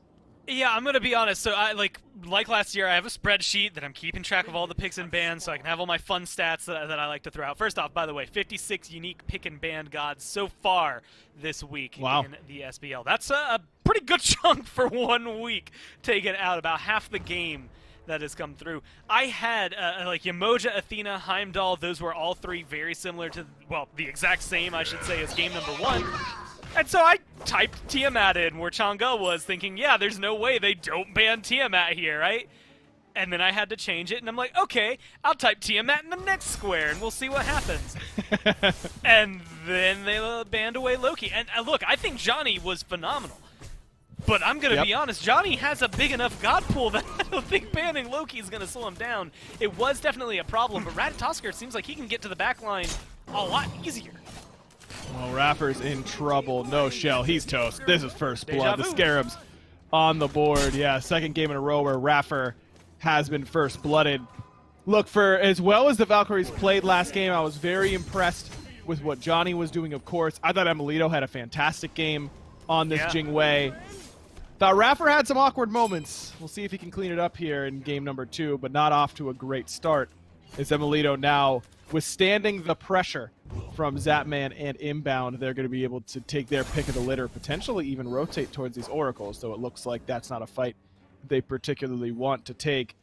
I'm excited to see what this mid 3v3 is going to do for the Valkyries, because not only am I so excited to see Tiamat be played at the SPL level for the first time, but also, I mean, we're talking so much about Johnny and how he likes to play late game, and he likes to farm to late game, and late game for Johnny.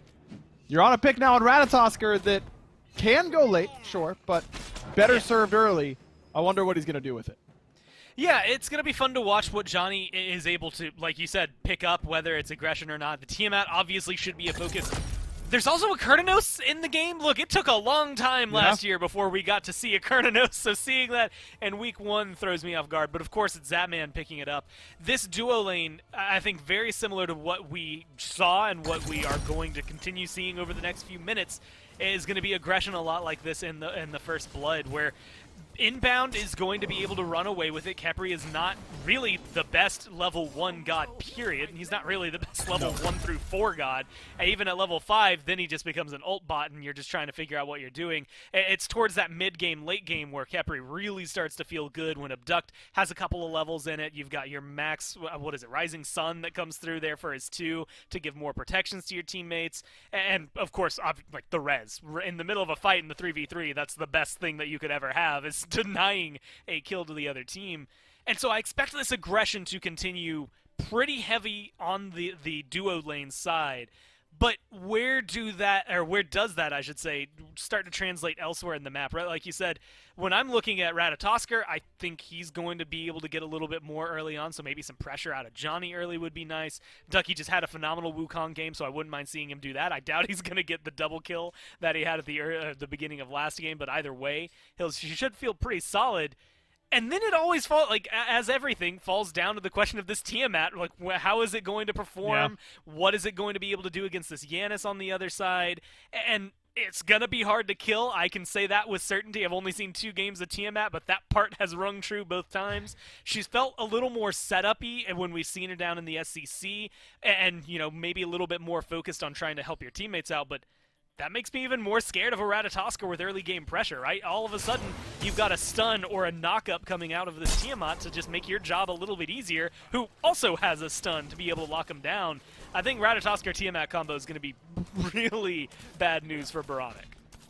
Excited to see if that does come to pass. Boronic definitely, you know, this is going to be, what, his 3rd Giannis game? The first 2... I felt like Boronic did have a really good feel for how to use the utility of Giannis, but that can't be the only thing you're doing on that character, and certainly lacked in the damage department in both of those previous Giannis games. If the Scarabs are going to keep putting priority on it in the picks and bans, I think it's fair to ask for a little bit more from it in the future, as this is a good time to box if you're the Scarabs. Purple buff just spawned, and another pluck goes Raffer's way. He's got the 1 still. He's got the Abduct to get away if necessary. It looks like Inbound's still thinking about going for that invade. Zap calls him back and says that they need to get some lane priority. Johnny is on the right side of the map, so this could potentially turn into an invade, as Raffer and Emilito going to try and secure it before Inbound can get in range, and they'll do so successfully. I'm just really curious about Kurtanos throughout this game. Like, there's a lot of question marks, I think, based on how Johnny's going to play, what Tiamat's going to be able to do, but the Kurtanos has thrown me for a bigger loop than anything else in this game. Like, 9/10 of this game at least can make some sense to me, but the Kurtanos I'm walking through because of what we've seen. Zapman has played, again, every hunter in the books more than anyone should ever have to play every hunter in the books, but he still keeps doing it. And this Kurtanos is going to look good from him. And right now that pressure is on his side, has the capabilities of Prot Shred. We don't necessarily see the slow that often, but technically has the slow in his kit as well if he goes in the winter stance. So, like, watching those dynamics from Zap is going to be very fun, but it won't matter if, you know, if Inbound starts to fall behind at all, or if Layers or Solo or Troll aren't going to be able to create a lot of space. But then you look at the fact that, I mean, everyone I just named, it's Sobek, it's Tsukuyomi, it's Guan Yu. Like, you've got the best composition, I think, to create space for a hunter. And so Zap's build here, as well as his playstyle, should funnel really well into some late-game fights. Yeah, I think that the main reason we're seeing the Kurtanos here is because the polymorph is really good up against Khepri. You can polymorph the Khepri while you kill Zeros or Johnny or Emilito, and unless Raffer gets beads, he's not going to be able to stop it. Forces Ducky to potentially get purification beats on the Wukong for similar reasons. Now, polymorph duration feels pretty long whenever you've got a late-game hunter smacking you We'll see if Zap's able to leverage that properly. Look at where Johnny is. He's on the flank behind Veronica already, but inbound has gone in, looking for Raffer. Zero's going to jump in. Down comes Johnny, but Piercing Moonlight comes through. Nice ultimate from Veronica, and the Scarabs blessing times out right on time. Layers makes Bug Sushi with the ultimate and perfectly dices up Raffer for the second kill onto the enemy support. I'm going to argue that's just Raffer's luck. I feel like we could have seen that exact play happen last year, and I can only envision it happening to Raffer. Not necessarily because of who he is as a player. It just feels like, of course, it would happen to him, of all people. I mean, perfect timing for Layers, and I can guarantee, no matter what Layers may say on Twitter after this one, there's no way you calculated that one out. There's a little bit of luck for everybody involved. Raffer probably goes down anyway. But that's definitely going to pay off. Getting a kill onto your jungler, especially someone like Tsukiyomi, getting him a little bit further ahead. It's going to feel comfortable and confident, but aggro, again, they're 1,500 gold up almost, maybe a little under here for the Scarabs. It's the same spot they were last year, or not last year, last game, and that is where I'm a little worried. You know, they managed to maintain this for another, 10, maybe 13 minutes, and then it started to fall apart around some of the bigger objectives as the Valkyries grouped up, and I can't help but start seeing some very similar styles in the Valkyries draft to do something exactly like that. Johnny might have a little more struggles doing that, but I do think that this is going to be a pretty good time for the Valkyries as the game goes on, unless something drastically changes early. I mean, I think you're right to highlight that the fact that the Scarabs need to hold this lead a little bit better. Layers in particular ended up falling really far behind last game, despite boasting an early lead. So we'll see if he's able to do a little bit better this time around. He got off to a great start, and look at what he's going. That's gonna be Soul Eater for him in the jungle. That is something that I was not expecting. I mean, assault mains everywhere. Definitely very familiar with this item, but does not really feel to me like a Tsukiyomi item. I feel like I want so many items on that character as it is. I can't imagine trying to fit a Soul Eater in there, but this will give him some good sustain. Problem is that the Valkyries are already going to be incentivized to build anti-heal because there's a Guan on the other side, right? I mean, so you're just by default getting less value. Yeah, so the sustain maybe not doing too much. Maybe for, I mean, there's pin, there's some cooldown. Like, at the end of the day, I guess it's not the worst thing to pick up, but like you said, definitely not what I would have expected. Especially when you're going, like, you know, you look at it, and I'm looking early on that Thistlethorn Acorn going to be able to give Ratatosker a little more capabilities to fight. Maybe Layers is just looking for a little bit more. Maybe he's trying to burn through someone like Ducky and Raffer, where Johnny's going to kind of have that more or less built in, being able to take away, or I guess add on to his own damage. It's going to be interesting to see after he finishes this item what he decides to go. This is not one I'm used to seeing built on Tsukiyomi, but more power to Layers. Look, these are the two junglers that I think I was most excited to see join the SBL. Johnny just showcased why that is the case.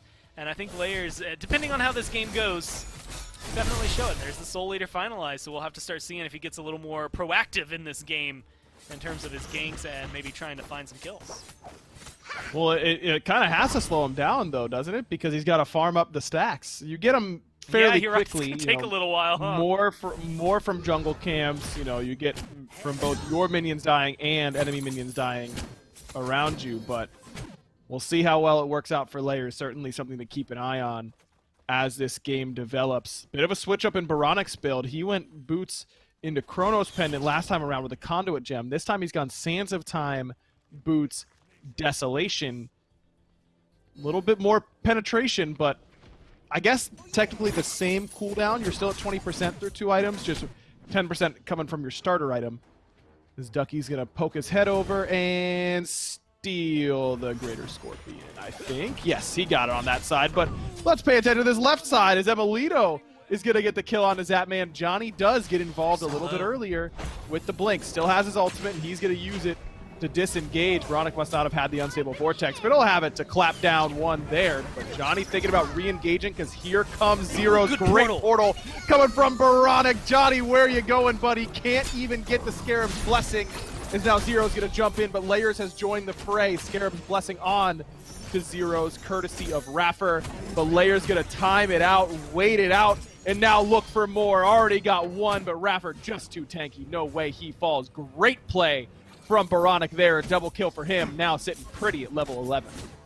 Now, I don't have it open, but there's a lot of moments where I could see Johnny going in there with question marks, maybe the mod check. I've been begging people to use mod check. I want that emote being thrown out there a little bit more. But I like the fact that he goes for the engage. That is just the most unfortunate timing I think he ever could have had to jump down right as Boronic goes through that portal, making sure that the damage is completely a miss, the knockup is going to be completely missed, and all of the sustain and capabilities he had to turn that fight around falls apart right there. Unstable Vortex right on cue, comes off cooldown, blows him up, and that's just better from Boronic. That rotation was already a really good call. And with Emilito not having his relic or his ult, it just made it a lot easier. And he landed in the portal. Wow. That's even worse for you. Like, not just landing next to him and losing out on your ult, but falling through to top it off when you're at low health. Johnny's going to remember that one, but not in a fond way. Hey man, if we're gonna, if he's gonna get the criticism for not playing super well in the first 2 Giannis games, which is deserved, then we gotta gas him when he makes the play. That is a phenomenal play from the rookie mid laner for the solo Scarabs. Impressive stuff. Now, what can they do with the lead? Again, only about 1,000 gold of 11 minutes on the clock, but you got 1,100 gold in the pocket, about 1,000 in the experience difference, and the Gold Fury has spawned. Solar Scarabs have their option on what they want to do. I feel like we've found ourselves, towards the end of last year, but a lot this year so far in the SCC is actually a Duct comes out, Raffer looking for some damage. Yeah, Raffer's in trouble here. Nice ultimate onto himself, and Zapman's actually going to be the first to fall. Raffer will get taken down by Boronic as he finds his third in a row. Nice portal onto Johnny, which sets up the pluck and sets up the double kill. Boronic now 4-0-2 on the Giannis, and the Solar Scarabs starting to hum a little bit better this time around. It's a 2-for-1 in their favor. No Gold Fury, though. I was kind of expecting it, thinking that was going to be a pretty easy scoop. Yes, Tiamat exists, Emilito's around, but figure you could zone. You got Sobek on your side. Maybe a little bit more, but they'll strip away a buff and maybe look for a little bit of pressure elsewhere on the map. I was just going to say, I think how much that realistically, we've seen a lot of kills right now, right? 7-2, Solar Scarabs really leading the way, but it's not always been translating into really big leads for that team because of how they typically have been playing the map, right? You get a bunch of early game kills, and theoretically, it should translate to a lot of experience, a lot of gold in your favor, and then I look down and I see Ducky's up by 2 levels over here in solo lane. So even if you have a little bit of a lead, let's say in duo, definitely there in mid, a little bit in the jungle, it's going to be all for naught if Ducky's able to help pull his team up with him. And it's definitely not going to matter too much if you can't really turn it into anything much on the map. I mean, you go for the purple buff invade, Emilito manages to secure at least the buff itself, maybe not the side minions or side groupies that are there, the purple buff. Then you go over and Gold Fury doesn't fall down, Pyromancer doesn't fall down. You don't really get a lot with the kills that the Scarabs have right now, and even though it's a 1,200 gold lead, which is enough to start building off of, it's a really solid foundation, it hasn't really proven that it can grow into anything yet. And now you're going for this with everyone backed. This Gold Fury doesn't feel as secure as it did a few minutes ago. Raffer with the side blink this time around, and it doesn't do a whole lot for him. Still gets killed, but Boronic did just use his portal. Emilito's around the back. Boronic's still far enough away. That's another kill onto Raffer. 0-4 for him through the first 14 minutes. But again, not a whole lot else quite yet. Emilito still in an awkward position, but not too bad. He's still okay. Inbound 0-0-8 has been a part of every single kill so far for the Scarabs. He's looked good on this Sobek. Yeah, this has been a really good set for him. Again, the last little bits of last game maybe don't count as much, but at the very beginning of game number 1 with that first blood, now every kill so far here. It all depends on how they can handle this. Gold Fury getting low. Zapman gonna drop that ultimate, but Johnny's gonna get gobbled up instantly. Boronic barrel stuffs an unstable vortex and forces Emilito back. Solar Patrol has made the rotation, and that's what opened up this play. Emil still has the Aegis available. Not going to use it quite yet, but now Layer's in a bad spot. Zeros and Ducky on the chase, and Zeros should be able to gobble him up. No, it looks like it's going to be left to Ducky, but he won't be able to get it done either. A big conviction heal coming through from Solar Patrol keeps the Valhalla Valkyries away from Danger. Nicely done there by the Solar Scarabs in order to chase that down, but keeps their own team alive. The Gold Fury does not end up falling in favor of the Scarabs. And that's where the mental scales have to come through. You don't really win the fight. You don't necessarily lose it that hard, although when I look over and I see a 4-0-2 Tsukuyomi, a 4-0-3 Yanis, it kind of feels like you're losing the fight a little bit no matter how things go. Johnny does end up dying. Raffer dies yet again there. But without the Gold Fury going down, it makes it a little more worthwhile. I mean, you guys aren't worth as much now. Raffer is 0-4, so it's maybe not as bad when he goes down. Definitely still bad for Johnny. Even the Scarabs from taking this lead and really running away with it is going to help them out. Gives Zeros a little more time to come online. We haven't really gotten to see much of this Tiamat. Some minions running down her own lane and a little bit of pressure there, but Zeros hasn't really been the talk of the town since we saw this locked in. And that's where I think the dynamic shift could happen. Whenever it is in the next few minutes, if the Valkyries figure out either A, really good team grouping, or B, we get to see this Tiamat come in and kind of rocket the way the cinematic showcases. Absolutely change the world.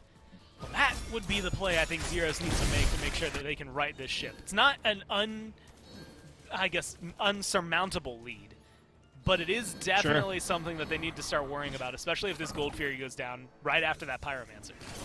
Double blinks onto Layers after Johnny got the stun off. That man's ultimate was there, but didn't find a home, as Johnny's still diving for Layers in the back line. He's not going to have the damage, at least up front. Good clap coming from Veronic to get that damage off, but Zapman is now the target. Great ultimate though from Veronic. Gonna bail Zapman out of danger, get some damage off on the back end, but now it's Inbound, who also would have had an option to get out of danger. Veronic playing much, much better on this Giannis this time around. Saves the life of his Hunter.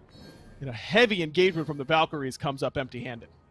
Yeah, ultimately, though, I guess maybe a little bit ahead. Johnny, his ult is down, but you end up burning a few on the side of the Scarabs. Maybe leaning a little more in the favor of the Valkyries for the next fight around.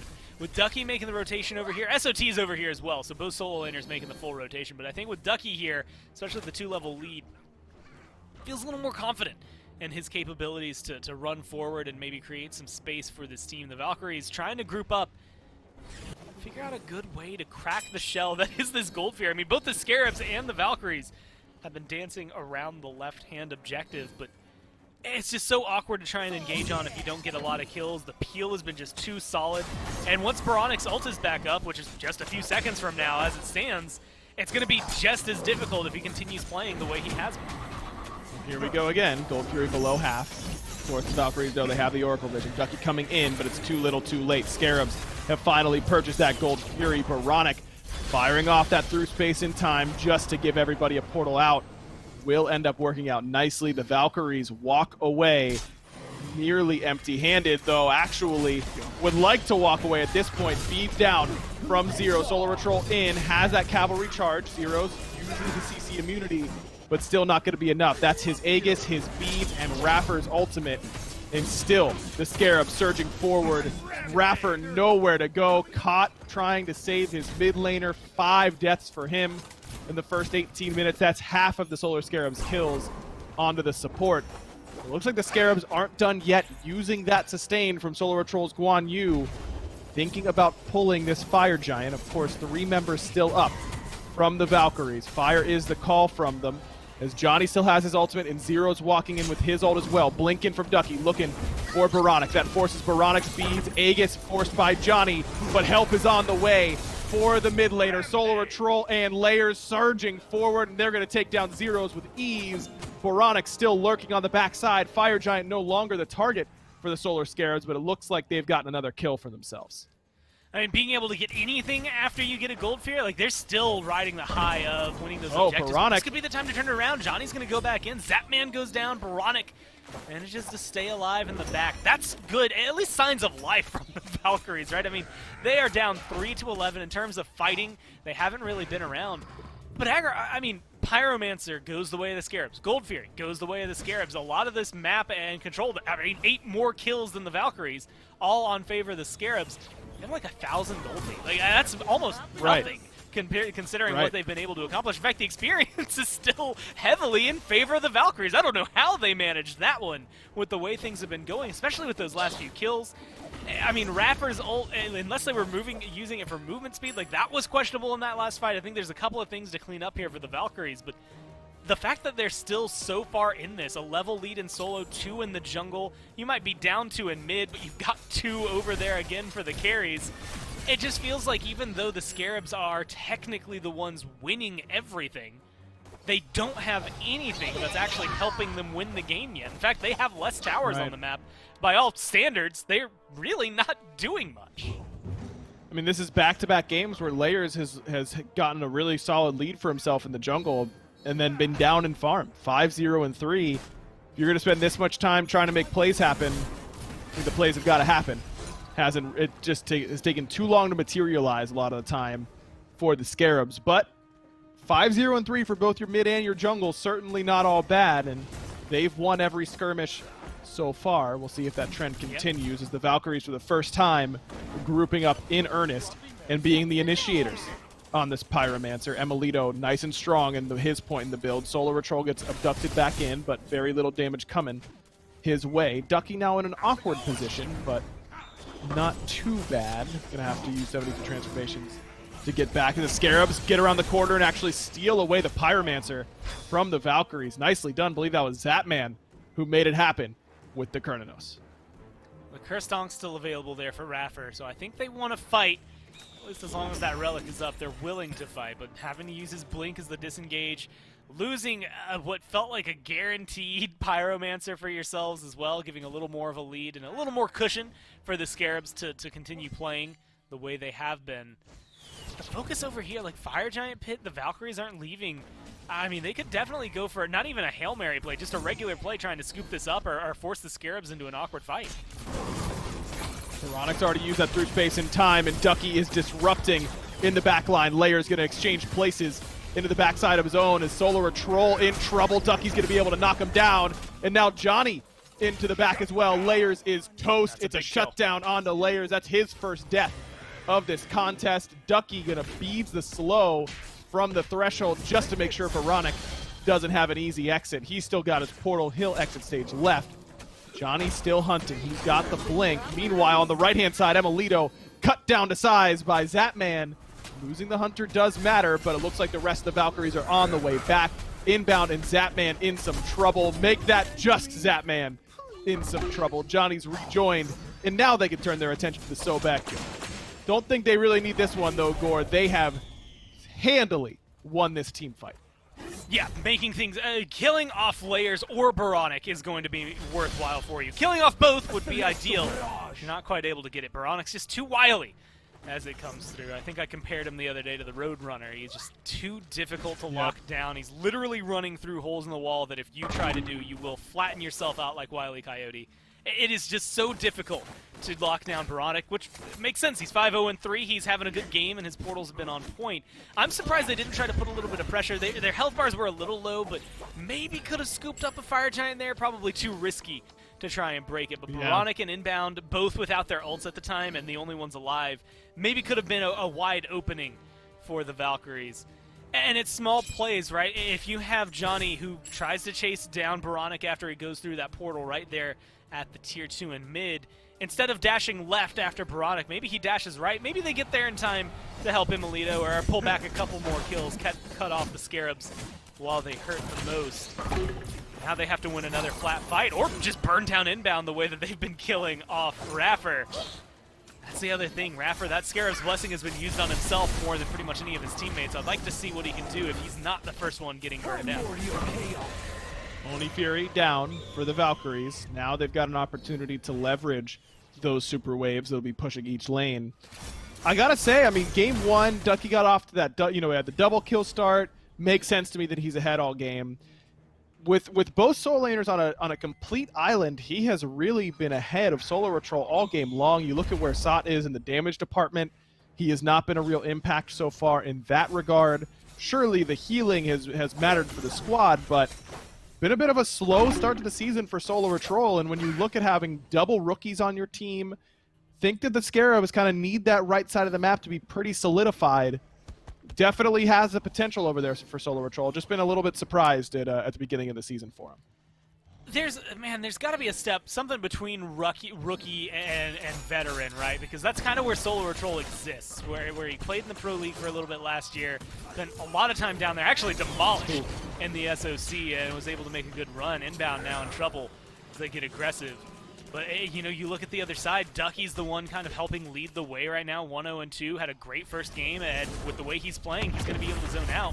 This is good pressure for the Valkyries. Look, the lead that has existed for the Scarabs, all of the kills they were able to pick up early on that didn't come to fruition, as we had highlighted earlier, still left them with barely 1,000 gold lead when they had the lead. Now they're starting to fall behind by about 1,000 gold. If the Valkyries continue running with this, they're going to walk away with another victory. Fired down to about half HP, but reset as Ducky in a little bit of trouble. Baronic thought he was firing it. Johnny's looking for a target. There's a Scarab's Blessing as Ducky tries with a death yell to get in there, but Emilito's the one in trouble. Layers straight into the back line, but Johnny's already found Zapman. Layers doing his best to do the same to the enemy hunter, and he will as Johnny falls to the hands of Baronic. The Scarab starting to surge forward, and they've got portals to do so. Zero's left with no allies in tow. Ducky did manage to escape, but now he's got to run back from base. Raffer can't get in range to help Zeros. It's 3-for-1 for the Scarabs as they take a very separated fight and make it work. Raffer is pulling the attention away from what should be the actual attention, which is the Fire Giant. But Gore, this is going to be difficult. No Hunter for the Scarabs. Their DPS here is going to be slow. It's going to take a while to lock it down. Raffer and Ducky in the area. I mean, they could go, and they look like they want to get aggressive. They're trying to get in here for the Fire Giant. Yeah, they want to go for the steal. Oh, Baronic gets pulled into some serious damage by Raffer. Fire Giant getting lower. Ducky getting closer, and now it seems like the Scarabs have lost their appetite. They don't want to finish it at 1k HP. Baronic thought that there might still have someone on it and fires off that through space in time, but it's too little too late. Seems like the Scarabs lost their sea legs in the middle of the ocean. Fire Giant got low, but ended up not being committed to. They didn't want to take the coin flip. I mean, that's just good pressure from Raffer and Ducky, right? I mean, there's nothing else that can come down from that good pressure, even though you don't get the kill quite onto Baronic. It's better than what we've been experiencing. Look, I have to call him out. Johnny, last fight, goes up onto the tree, jumps down, lands on, well, you could guess it, Baronic, and dies. There's just nothing to do. I think Baronic and Inbound, making sure to keep him locked down. With that much CC, it's going to be completely difficult to get anything done, let alone kill the unkillable Yanis, who can literally run away through the walls. I'll keep highlighting that until somebody figures out a good way to track him down here. But Baronic is getting away with murder in a lot of these instances, and I don't know that he's the one. As much as I'd love for him to be the guy to kill off, I think he's providing way too much to this team right now on the side of the Scarabs, and if you can kill him, they lose a lot in terms of their fight potential. I think if you can burn down Layers, you can burn down Zap, you're really going to open yourselves up. Baronic's still going to get a lot of burst damage off right there, but he's just going to chunk you otherwise. Here we go. Pluck onto Raffer. He's immediately in trouble. Layers straight onto Emilito. That's been his target all game long, and Solar Patrol's going to help him out. But this time, Zapman has been caught alongside Inbound. A double dunk from Johnny. Gets the man a double kill. Baronic just wide left on the through space in time, but Unstable Vortex right on the money. He's going to be able to knock down Zeros. Johnny still awfully healthy coming in to help out, but I don't know if he's going to be able to get enough done. Big damage coming from Baronic. Just a sliver of HP left for the Rat as he slinks away into the jungle. Both Johnny and Raffer get their resets off, but the Scarabs, without their Hunter, again, cannot deal the damage to the Fire Giant. And all the while, Gore, that fight happened while Zeros had numerous different spawns of Serpents in left and in mid. Look at where they pushed the waves to. They're putting pressure on the Scarabs to make a call quicker than they might want to. And as a result, I think that they might be able to stall out this Fire Giant. It's a really interesting dynamic where everything continually comes out at a stalemate in terms of the fight. We're going to leave you with just barely enough that you can't get any advantage, and you're going to kill us enough that we're not going to be able to do anything afterward either. Of course, Raffer maybe ruins that dynamic here. 50 seconds with him staggered out from the rest of his team. It's going to be a 4v5 for a minute. This should be a pretty easy Fire Giant unless someone on the Valkyries has an insane play to try and make here. And even then, you're probably throwing away your life if you try to go in there to get him. They don't wait for EFG. They take the guarantee. And that's the Fire Giant at 29.5 minutes. The Scarabs back with this game in hand. It's been some absolute brawls around this Fire Giant so far. It's kind of gone both ways. The Valkyries won one, but lost Emilito, so they couldn't do fire. Then the Scarabs win one, they lose Zap, so it takes them a little bit longer. I guess what matters is that the end result is 5 Scarabs with a Fire Giant buff around their waist. And they've been playing so much better, but right now, like, Boronic and Layers are MVP. Layers for his early game performance, but Boronic just all around, he has been playing so well this game, and it's so difficult because he is priority target. I want him to die. If you are the Valkyries, that is who you need to kill, and you can't. Every time they go in on him, somebody is hanging out with him to make sure, A, he has some good peel on him, but B, that his damage is going to be able to get off. That Unstable Vortex is hitting way too hard for anyone to deal with. He's been very solid with his ults as well to make sure that nobody is able to either keep him locked away or to be able to get too close to him, depending on the damage that he does with it. And Zeros just doesn't have the same presence in mid right now. You know, again, this Tiamat, outside of the minions that they've been spawning right now on right-hand lane, running down and trying to get some pressure, there really hasn't been a whole lot to talk about with Zeros other than, hey, he did survive this time or he didn't survive this time. And so I'd like to see more out of him, but right now, there's a bright star on the other side in Boronic, and Zeros just can't hold up a candle. The rookies absolutely leading the way for the Scarabs. They're looking to do it even more. Layers with that piercing moonlight. Immediately up into the air goes Johnny, but Layers just too slippery. The Bumba's hammer doing work as through space and time clips Ducky, but only puts him to about half HP. A lot expended there by the Scarabs. Zapman, the only player still holding on to his ultimate after that siege on the left side Phoenix.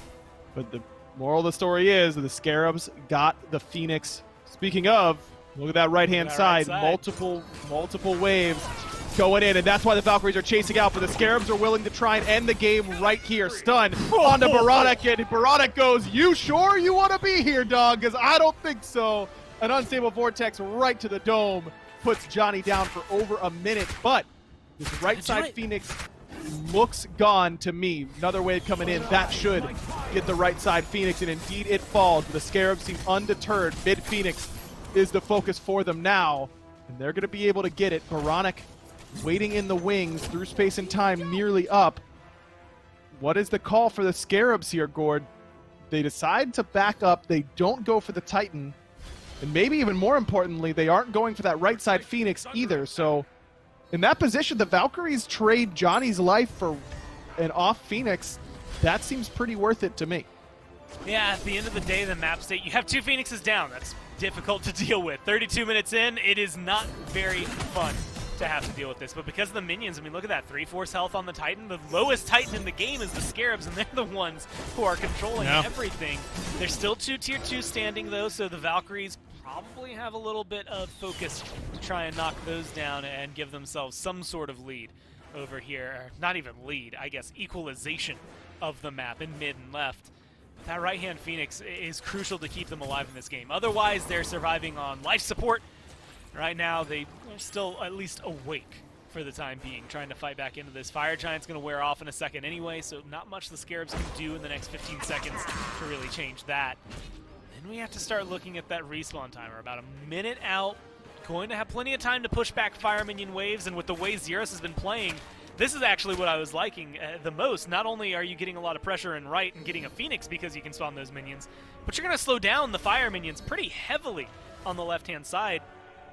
Might save your team from having to fight a 4v5 by sending someone like Johnny or Zeros or even Emilito over to defend the left-hand lane. That Phoenix kind of has its own presence already. Same thing there in mid.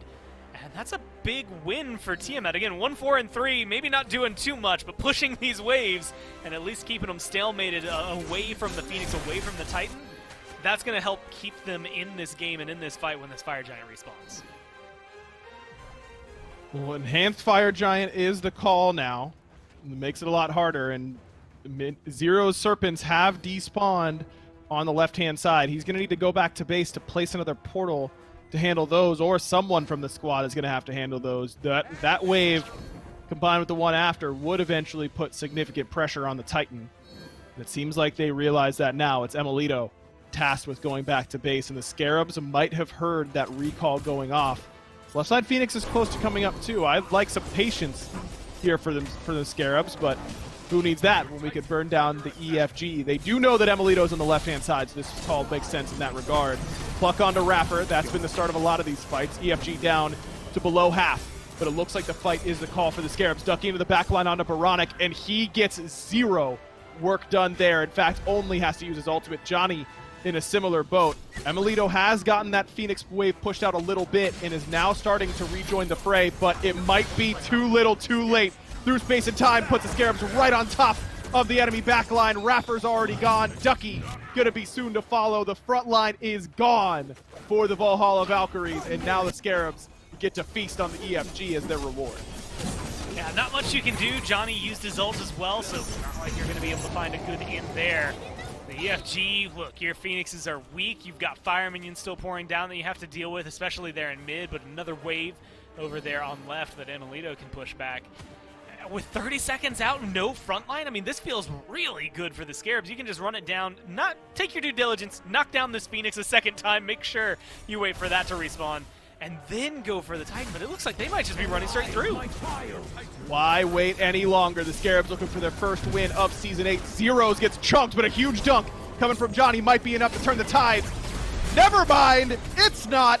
The Scarabs have been a little bit too fed, too much damage on their side. The Scarabs on the board, 25-9. They best the Valhalla Valkyries. And Avrin's summoning circle works. We've got a Game 3 coming. Look, last year it took 3 weeks in before we saw one. We were really starting to sweat in week number 3. We're like, yo, there's been nothing but 2-0s. This is even going to be competitive the rest of the year.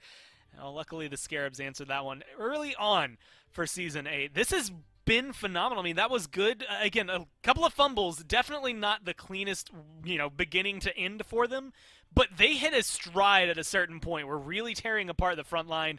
I'm just going to have to call him out because Rafford didn't do a whole lot there for the Valkyries, and I think that's going to need to change for game number 3 because that front line, specifically in the Guardian area, was just not supporting the Valkyries. It looked like that late game force was coming for the Valkyries, but the Scarabs stabilized, and they won multiple fights back to back to back, and they earned that Game 2 victory. Excited to see what Game 3 brings. Stay with us. We'll be right back.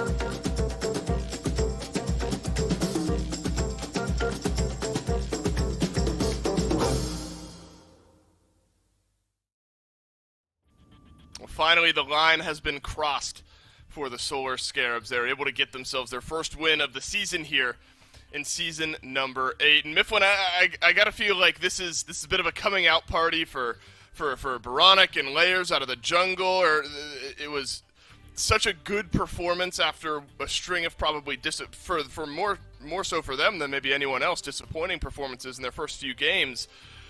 Great look at this Giannis from Baronic. I think Layers had a much improved game. So hats off to the Scarabs for making those adjustments. Yeah, I really did. In particular, I think you highlighted the right guy. Baronic looks much better in this game. I think this is the best performance we've seen from him this entire week. This is his best SPL performance. There was a couple of mechanical plays that this Giannis got to make, and I hope we get to see it in the clips, where he got some pretty nasty outplays out there. But even in this match, even in this win, I think the Scarabs do need to clean up a couple of things to make it a lot cleaner. I mean, what was it, 15 minutes or so into the game? They were up 10-2 and only up about 800 gold. You should be able to make a little bit more from those leads in the early. Yeah, you'd hope so. Still some stuff to clean up, but still looked much better. And the big conversation piece we had in picks and bans was right around this Giannis pick. Love the portal play. That is nuts. Look, that's calculated, right? That is planned on through and through there from Baronic. At least the initial portal was. The fact that the Ratatosker dropped immediately into it as well. Who knows? But it worked out for Baronic at the end of the day. But we talked about the skill mechanic threshold requirements for some of the picks that the Scarabs were picking, and Giannis is absolutely one of those. And sort of the two options are pick something that's easier to execute on, that works better for the way your team wants to function, or execute on the picks that you're bringing to the table. And I think now we can see maybe why there's that much priority Mifflin put on this Giannis pick. Yeah, he certainly proved that he's capable of playing it at the highest level. It's just whether or not he can get that consistency under wraps. If he's able to do that yet again, I'll be very excited to see. While we got it here, take a peek at the slash lines across the board. I gotta talk about young man Raffer on the side of the Valkyries. The veteran of his team, you'd have expected to be able to kind of maintain that veteranship, that cool, but there were a couple of Capri ultimates that felt like just came out way too early. The positioning at times was a little bit crazy as well. I think, if anything, the Valks are going to need Raffer to step up. In kind of a polar opposite game 2 from game 1 there for Johnny. A tough KDA, 17,000 damage, lowest on his team outside of Raffer, lowest of anyone except for SOT or Inbound on the Solar Scarabs. Layers, though, had a fantastic performance. We've given Baronic some love. I think you got to give Layers some love on the Tsukiyomi as well. 32,000 damage, good for highest in the game there in game number 2. And I think that's why, and there was no frustration necessarily from us, but probably from the players themselves. It's like they know that they can perform at this type of level. And Layers specifically, I think Gore hit on it. We were also intrigued at how Layers would look transitioning into the SPL, and now we see that at this level, he is able to compete. Tsukiyomi certainly suits that playstyle. Picks and bans for the third and final game of the set, and the third and final game, or the, I don't know, what is it, 12th and final game of the weekend or something like that. I really tried to fly through the math there, and I'm just going to bail myself out. The final set of the weekend is about to come to a close here in game number 3. So, Tiamat becomes an interesting talking point here, Mifflin. I think that a loss, again, not necessarily indicative of the strength of that God pick, a bit of a one-off. The Valkyries do have that first pick slot, so if you're the Scarabs here, remember, you banned out the Chang'e and a couple of the other gods from game number 1, leaving that Tiamat open. Is that a strategy you might still be okay with here moving into game 3? Well, considering Zeros took out an enemy Phoenix from his own fountain that game, I think I maybe toss a ban towards Tiamat. Sure, it was looking a little bit shaky, and I think, if anything, Zeros does struggle a little bit on that pick due to the ping. Tiamat is a little bit execution-centric once you do get into those mid to late game team fights, knowing when you're able to jump in, how to place that CC. Kind of hard to do with the 150 ping, so if the Scarabs do let Tiamat through yet again, I don't think we could slide him too much. The Zeros wasn't quite able to find all the damage that he needed to, but even then, just the pressure on the map from those minions that she generates should be enough, at least in my eyes, to generate a ban as well. And Tiamat banned out at the exact same rate as the Athena, at least throughout the first week of the SPL, 91% for both of those picks. Loki eats another ban here, so it's looking like a similar trend for the Solar Scarabs. It was it was Loki and then the Chang'e out of the mid lane that ended up getting banned out, and the Valkyries don't even want to deal with it. So that kind of shows you, I think, Mifflin, that if Tiamat was open, the Valkyries didn't necessarily want it. So it was going to end up going back over to the Solar Scarabs, but it's such a strong pick, purely based on the split push alone, and then there's some strong pieces to that kit outside of that make it worthwhile banning if you're definitely not taking it first overall. And then the Chang'e banned out once more against Zero. So it's going to have to be a totally new look at this draft, at least for the first pick for the Valkyries here, Mifflin. There's been some interesting priority across the board. We've seen a lot of Hunter priority from other teams here in this league, so plenty of space for the Valkyries to work into with their first pick, and the Sobek ends up being the decision. Yeah, I like the Sobek here. It's a lot safer. Raffer should be able to reposition himself a lot more easily than he would have otherwise on the Khepri. If he does miss a pluck, he could use that tail whip to escape out of there, use the CC immunity in the ultimate as well, and just covering my bases. Always can say Sobek operates as at least a pseudo flex pick. Could work its way over into the soul lane. On the other side, the Scarabs kind of running back exactly the same strategy. Want that Guan Yu in the top slot, maybe even looking towards a mid laner here, since we've already limited a lot of what Zeros wants to. Maybe we see the Scarabs go ahead and pick up their Yanis first off overall again. Instead, though, the Heimdall hover. I like this a lot. A quick pivot as well as a much more aggressive lock-in. I think Zapman's going to look very good on this pick.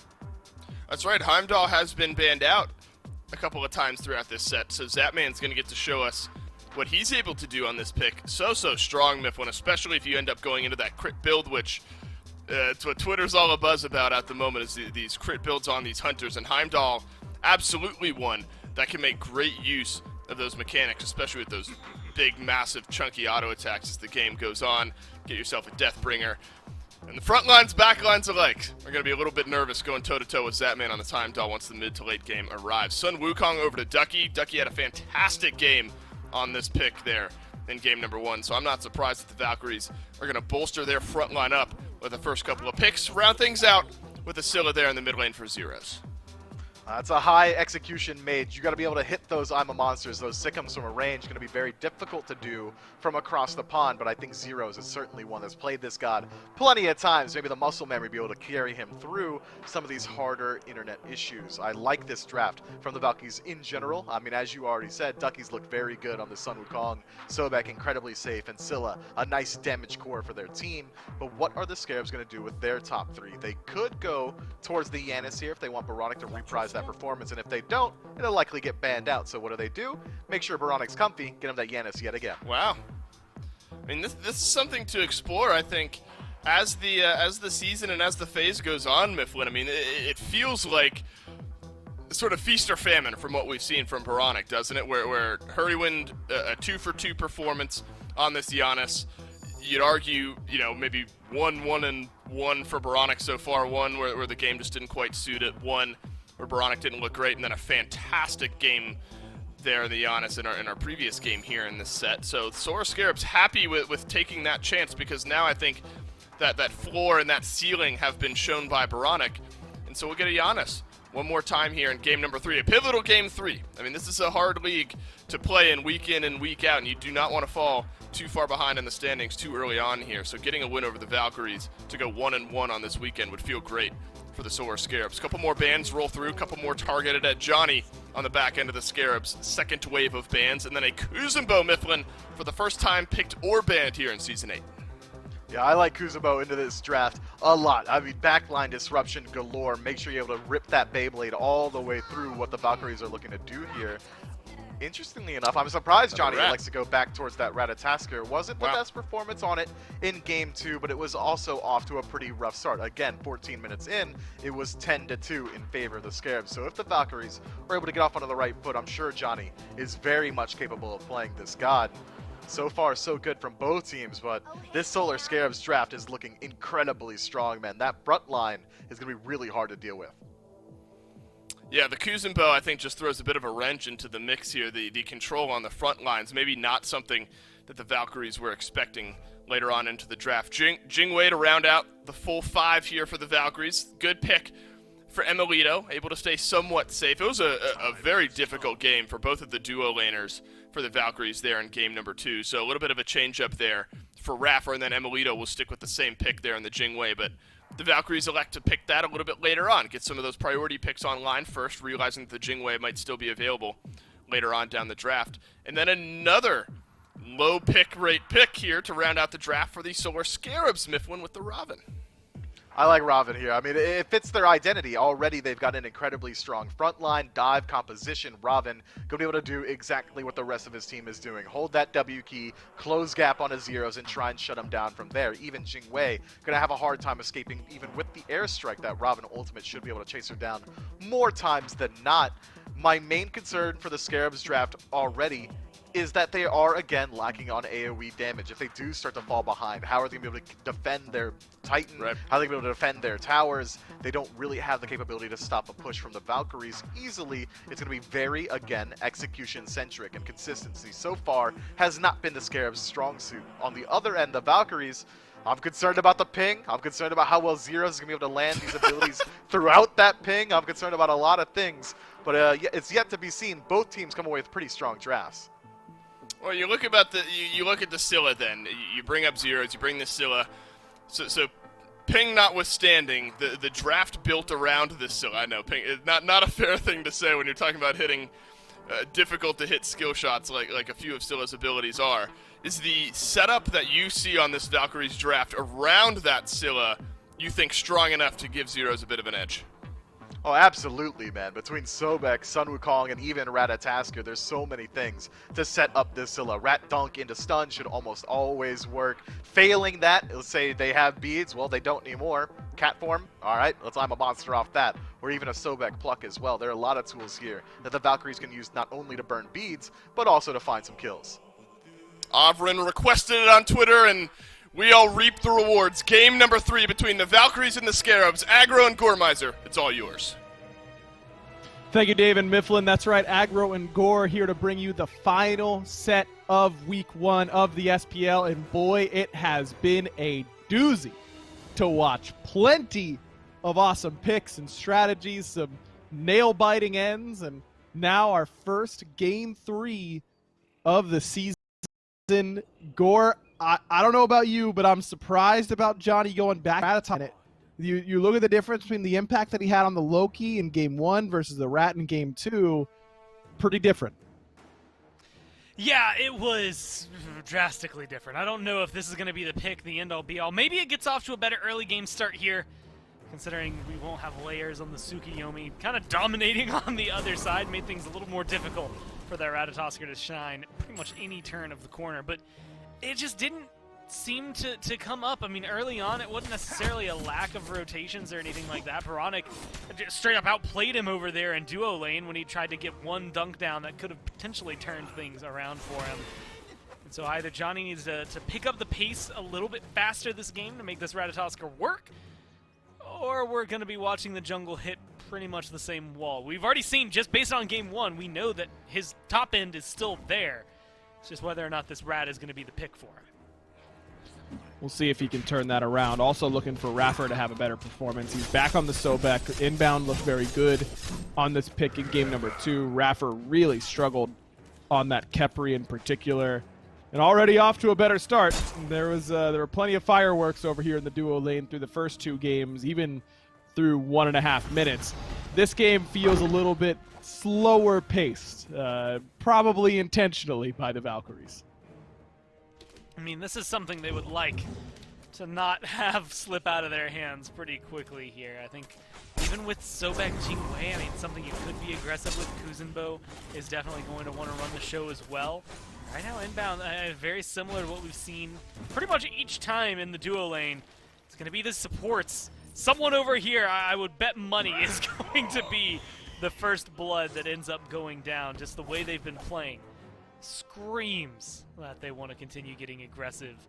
Whereas, you know, like Solar Troll wasn't necessarily the end-all be-all last game, was very silent throughout all of it. Again, that sustain was really what he brought, not necessarily anything else from his presence, although that Prot Shred can be a silent killer for you. It's all up to the junglers right now. I think the pace over here and the supports over there in the duo lane to dictate how things are going to go for the beginning portion of this game. And Johnny really wants some blood, but he doesn't want to sacrifice his farm for it. No, Solar Patrol nice and wary that this was a potential gank setup, so doesn't go for that bait. Emilito in a little bit of trouble after a blink from inbound on this left-hand side, but good heal coming from Raffer. Make sure that it's only a little bit of damage, but that blink well utilized as they go to purple. But how about this? It's Ducky, the one who's in trouble now. I imagine he does not have the 72 transformations. And Gore, good thing you're not a betting man, because you would have lost money. It's Ducky on the receiving end of the first blood here in game number 3. I keep that all tucked away in my wallet for good reason. I'd always get it wrong. That is where the wariness for Solar Patrol comes in handy. Ducky, reckless abandon over there in the right-hand lane. Not worried too much about it. And right now, you kind of need to be worried about it. Robin, especially this early on, like, if he starts to take off, maybe he doesn't translate into the late game as well as Tsukiyomi did last time around, but I think Layers is going to be able to impact the early and mid game just enough that it's not really going to matter what he's like at 40 minutes unless the Valkyries can really, really dictate the change of pace. I'm also intrigued by this duo lane, something that we haven't mentioned outside of the Kuzenbo. 4 out of the 5 games the Scarabs have played so far, this Heimdall was banned away specifically in the top 3 by everyone to stop Zap from getting it. It was one of his best gods there in Season 7. We talked a lot about how strong of a pick it was for him. And now, not only worth picking up for him, they top 2 it this time around. I really want to see what he can do with this. If it has been as worthwhile banning it, or not, they are going to be able to take advantage of this. Again, playing with ping is going to be difficult here. So far, a lot of the things that have been caused, at least by some disruption from the Scarabs, can't always come down to ping. That one's just a good gank right there, right, for first blood. We'll have to see if Statman can kind of capitalize on things like that as well. Appreciate you sticking with us. Another quick pause here to kick off game number 3. Looks like we're getting zeros back in and reconnected, so shouldn't take too long, hopefully, on that end. I mean, I think that the story of this set, it's looked like the Scarabs have gotten on to good starts both games up until this point. They've gotten first blood now in game number 3, but they've really struggled in leveraging those leads and actually turning them into game wins. Game 2, they end up winning, but I don't think that early lead really ended up factoring in. I think that they just played those team fights better, which is a good sign, especially against a team like Valkyries, which we expect to be strong in that area of the game. But I think that they've got to work a little bit on expanding those leads that they get early on. Yeah, having the fumbles in the middle where things don't start going your way, or honestly, admittedly, the fact that they got so far ahead in terms of kill count and what should have then transitioned to map control, and it didn't translate to like a gold lead, an experience lead, or any big tower shifts either, really kind of dictated to me that, like you said, it wasn't anything to do with their early game. In fact, I would say the last 20 minutes, or the first 20 minutes of the last game, it was more or less just watching the Valkyries kind of farm really well, surprisingly well, despite atrocious fights going their way, things just landing all over the place for them. Baronic having a really, really good early game on the Yanis. This time around, like you said, can you take what is now just 600, maybe about 700, depending on the waves at the time, in your favor, turn it into something that's over 1,000, take that 1,000, start it as the building block for a nice wall that becomes 5,000 gold. Like, take the lead that we know you can get and actually build something out of it, as opposed to coasting into a mid-game, losing a little bit, and then, depending on which game you take this set, losing the entire game because of it, or having some good late-game fights in Game 2 there to bring it back in their favor. Johnny definitely wants to make sure that lead doesn't get that large, and I think that's going to be the case.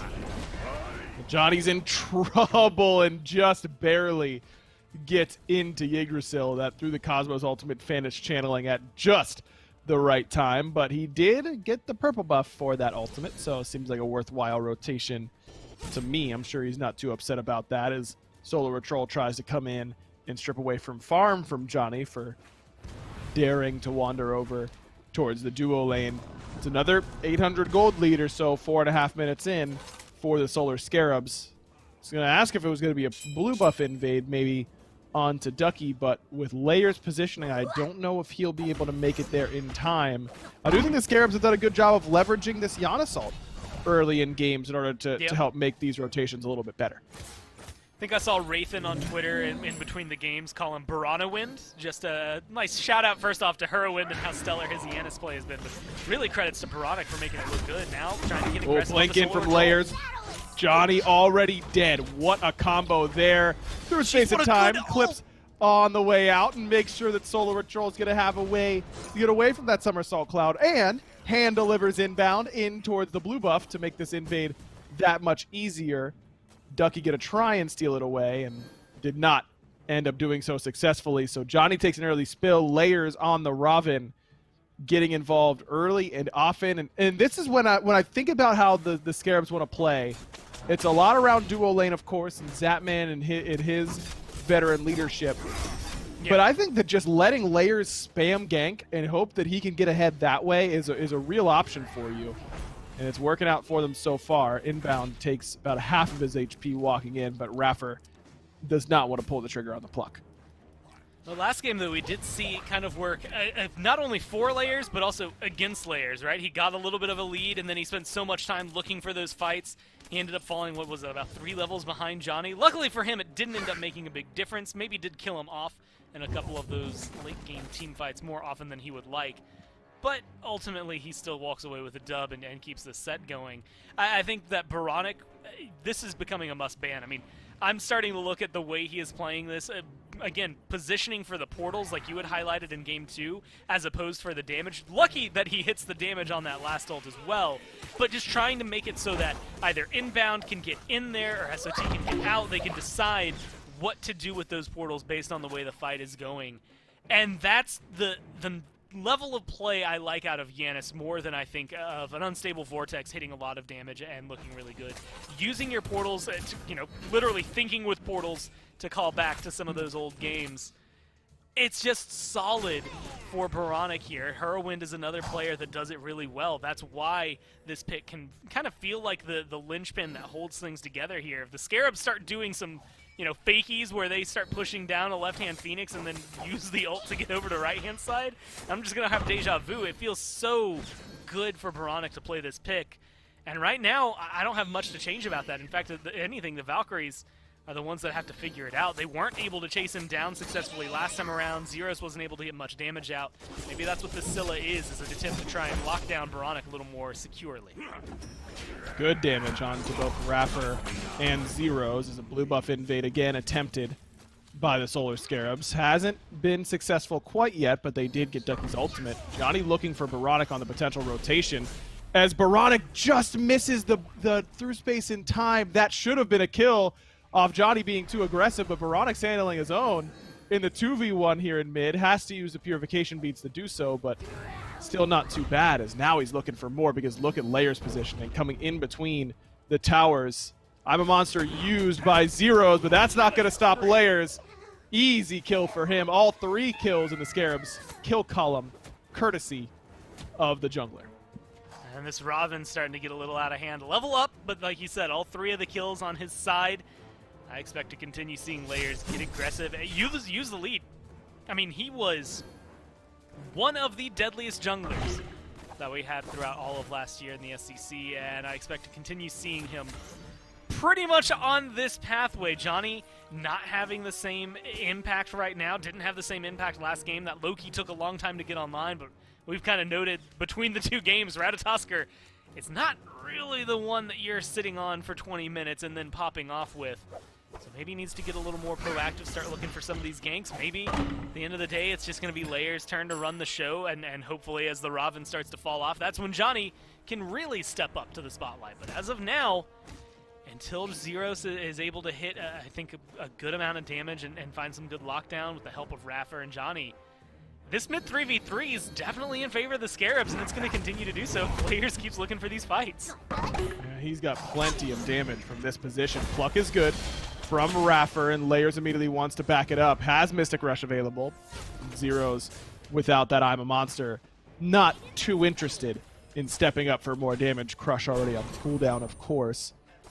I don't know. I just feel like Johnny so far on this pick for me, Gore, the comfort level, I mean, I've seen him play this pick a ton, don't get me wrong, and yeah. Of course we have to give them the benefit of the doubt in everything they do because of the ping that they're playing on, but something like knowing your damage numbers and how close you're going to be to all-in committing, I mean, when he dashes on Boronic underneath Tier 1 tower in mid, he is not close to getting that kill and probably should have been punished for it even harder than he was, as Raffer learning the hard way that maybe that pluck wasn't the best call, though he does have some backup coming in the form of this Ratatosker. Through space and time, clips Johnny, but not Raffer. As Boronic there to assist. Solar Patrol does not get there in time. Raffer completes the back. 3 ults for 3 ults. No kills on any side. I mean, the Scarabs are just playing cleaner. Like, there's not much else to say about this one. They are in a better position. Inbound is playing phenomenally for setup on this support role, and this Kuzenbo, he's making it look really good, but he did it before on the Sobek. It's just the lockdown that they're bringing and the capabilities they have so far today as a team look so drastically different. Like, I genuinely think it's a different team. Like, yesterday when they played the Bolts, it didn't even look like they could hold a candle up to them. Maybe it's something about the Valkyries that's bringing it out. Maybe that first game loss really kind of lit the fire underneath them to kind of remind them while they're here. But Boronic is playing lights out. Obviously, Layers is having a good game, but everybody seems to be firing on different cylinders here for the Scarabs, whereas Johnny seems a little disjointed. Zeros, of course, right now, Scylla, level, 12, or about to be level 11 even, isn't necessarily known for her high damage marks at this point of the game, only 11 minutes in.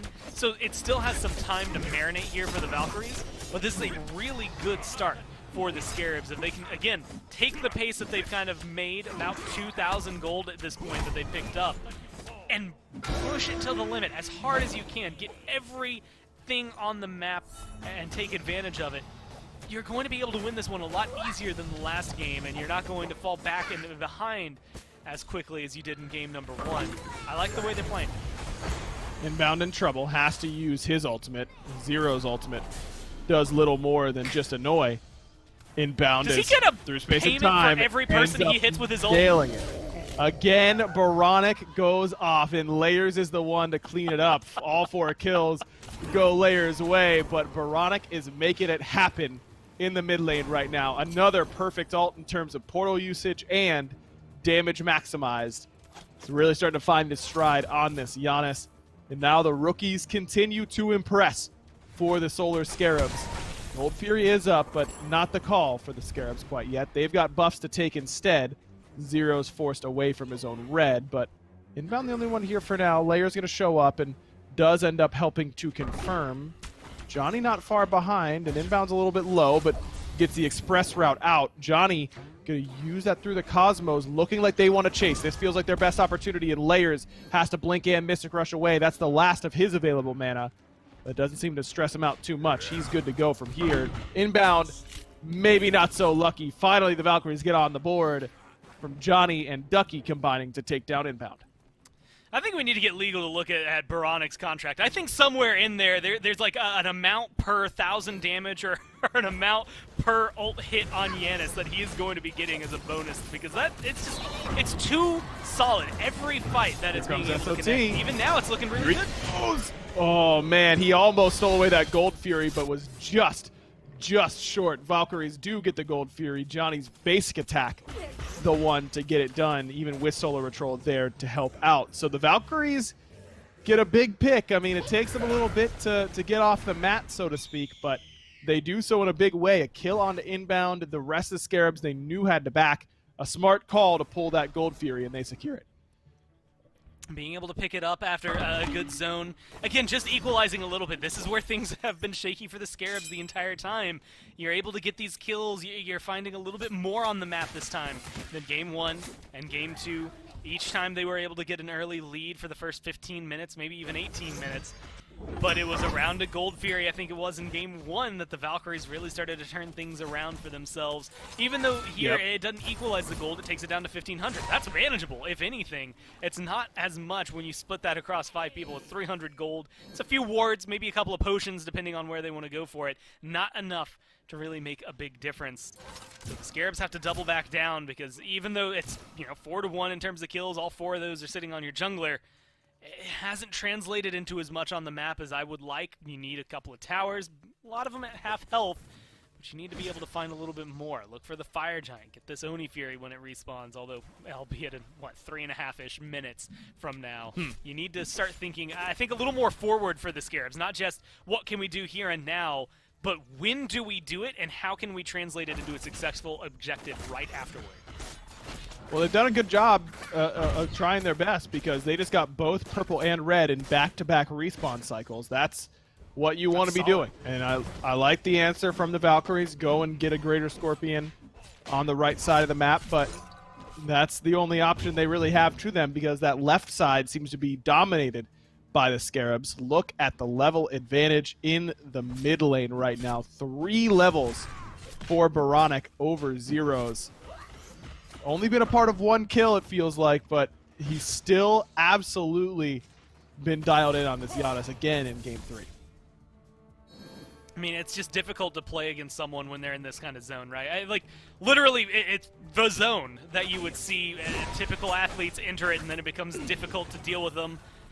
I think here for Boronic, he's just playing this Giannis at a level that makes it not impossible to stop, but just so frustrating to try and deal with if you're the Valkyries or a Valkyries fan. I mean, Johnny, if you go in there, you're going to get outplayed by some portals and the damage numbers. If you're Zeros, you try to get the damage done, and he just walks out of it maybe by using that threshold to get some movement speed, or to walk out of it using his beads or his Aegis. Like, maybe you can burn some of these relics, but so far, locking down Boronic, getting kills, he was undying there in Game 2. He can look to continue that route here in game number 3 because no one has figured out the solution for it. And honestly, when I look at the draft for the Valkyries, unless Ducky, Raffer, and Zeros, maybe Emilito late game when he has that crit online that he's building into right now, unless they start combining to CC chain him, I don't think they're going to. Well, Zapman instantly out of danger, and Johnny's going to use his ultimate. He goes down onto Zapman, actually has to use the beads as the Through the Realms goes off. We're going to come back to that later as the Solar Scarabs have pulled this Gold Fury. Zapman has indeed forced back Johnny. Looks like he didn't even have to use a relic, so Johnny uses everything, ultimate included, and gets a swift trip back to base as his reward as the rest of the Scarabs do good work on this right-hand side simultaneously, securing that Pyromancer. And I would argue, and this is something I think is important about Heimdall, Zapman having Heimdall for 17 levels now hasn't really been that loud over there, but that's really by design. Heimdall's super safe. It was one of his favorite picks last year because of that. Helps keep him alive and get him to the late game where he can be comfortable and confident, right? He has 1 assist on his name, not doing a whole ton in terms of the kill potential, but his farm game has been on point. And realistically, this is where I start to expect to see him either rotate a little bit more, maybe get a little bit of help and go into and try to gank Emilito.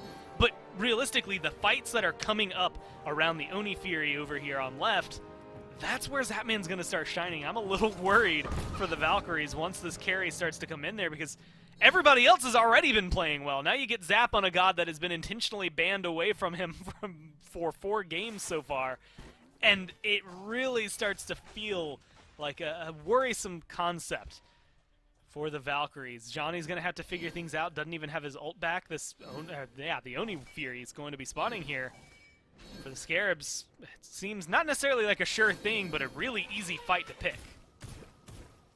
They're boasting about a 2,500 gold lead at 18 minutes. 3 levels in mid.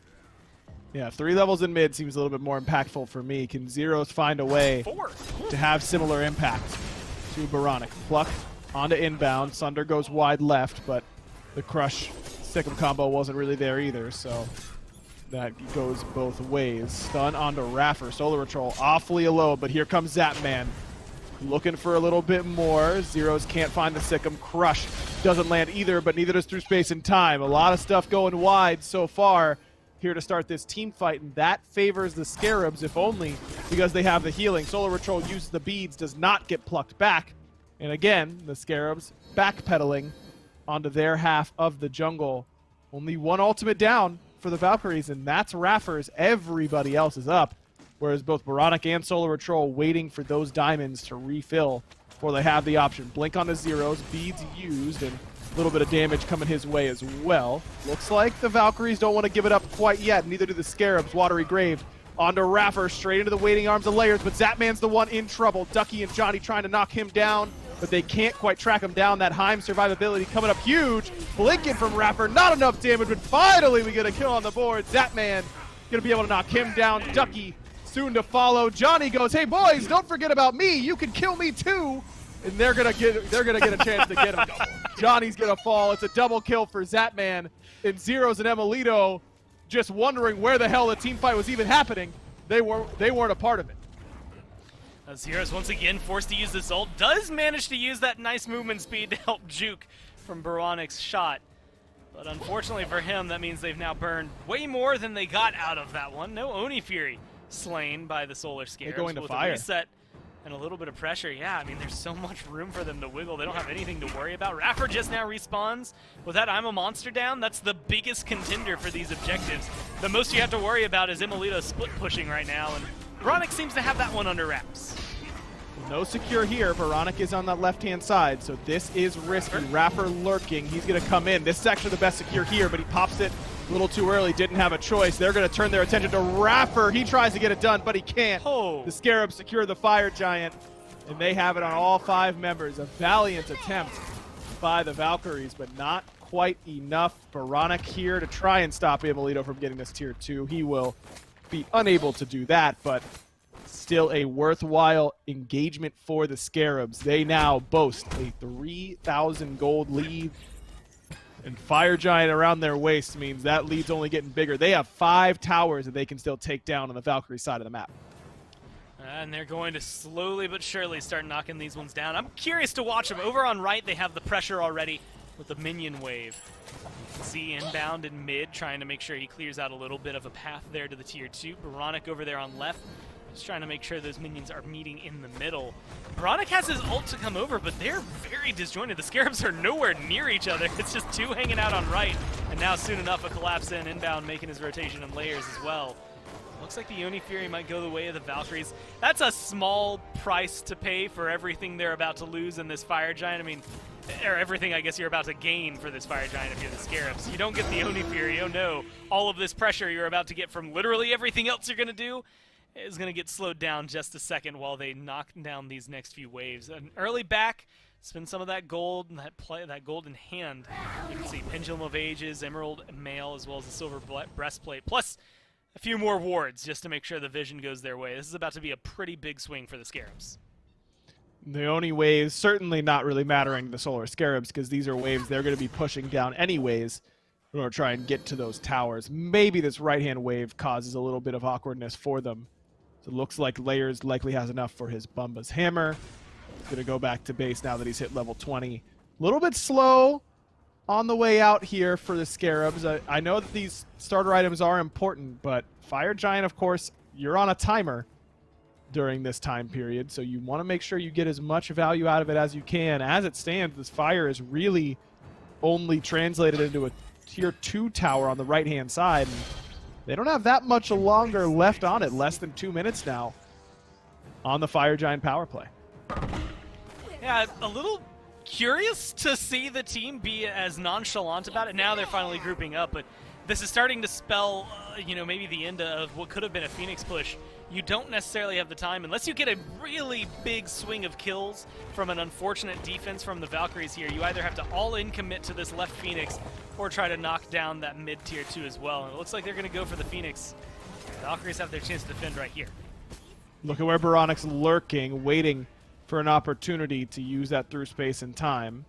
Drops a portal just in case, but looks like that was just a toe in the water there for the Scarabs. Instead, they're going to head back towards mid, pick up this mid wave, and guarantee they get as much gold out of this Fire Giant as they can, strip the map of Valkyrie towers. Meanwhile, Johnny just farming his little heart out, trying to get to that Bumba's Hammer on the other side. Soft defense here from the Valkyries, not using too much. This tier 2 will fall. Johnny's still only level 19. It's a matter of what the Scarabs want to do now, Gore, because it should be only about 30 seconds left on this Fire Giant.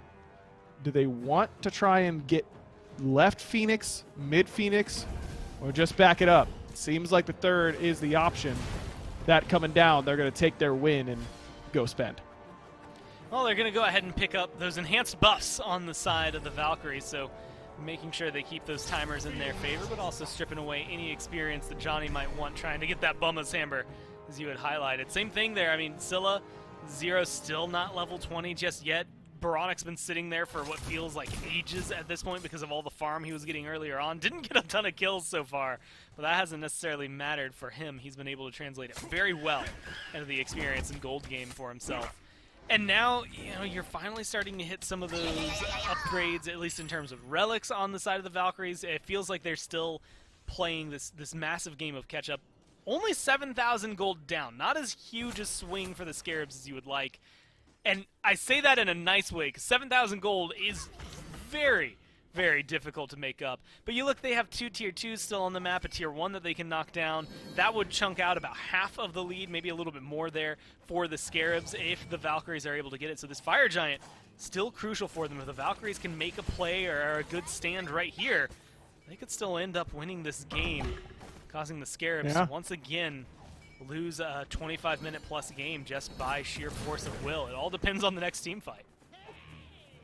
Certainly winnable for the Valkyries from this position. None of the waves are shoving against them, it looks like. Everyone is shoving in their favor, so not a bad position to be in, though obviously the Scarabs in a much stronger position. What is Raffer doing there? Yeah, that is a bad position, all right. Another positional mistake from the Valkyrie support leads to a 5v4 in the Scarabs' favor. Might want to stick around. They still have the best secure on the map in the Scylla, but now Ducky wants his opportunity in the spotlight. He's going to have to use a Somersault Cloud. Emilito under siege from Solar Troll. Johnny's up and looking for a potential target. Won't find a good one, but is going to back it up. Solar Troll has already forced the beads for Zero. Zeros does not get hit by that through space and time, but gets diced to ribbons by the cavalry charge from Solar Troll.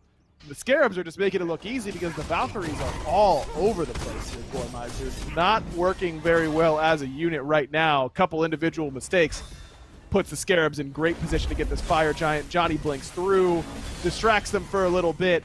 Zapman pleading with his team to get back on the objective, and secure it they will. Another 5-stacked Fire Giant for the Scarabs.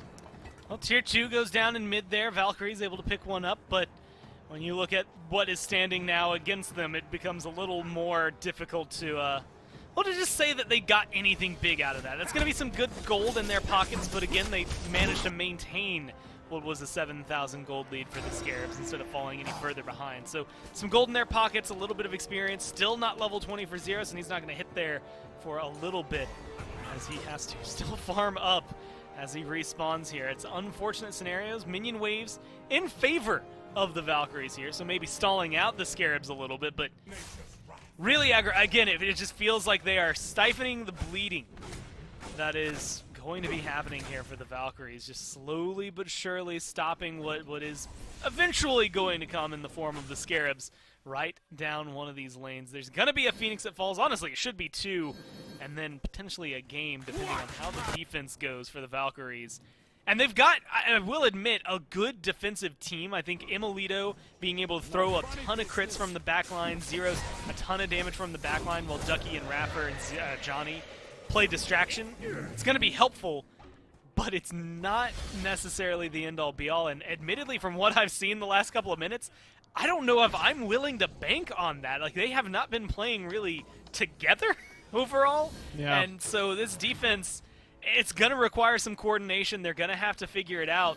And already I see Zero's kind of hanging out alone with Emilito. Like, that's not the sign you want to see on your left-hand Phoenix. Left-hand Phoenix siege begins. Raffer, first one in. Plucks back Solar Troll, who's going to take a chunk, but not too much. But Baronic's in trouble on the back line. Ducky's got on top. Never mind. My apologies. Great dunk, though, from Johnny. Reads the play from Baronic and gets that kill. Big Sick 'em Crush combination all of a sudden.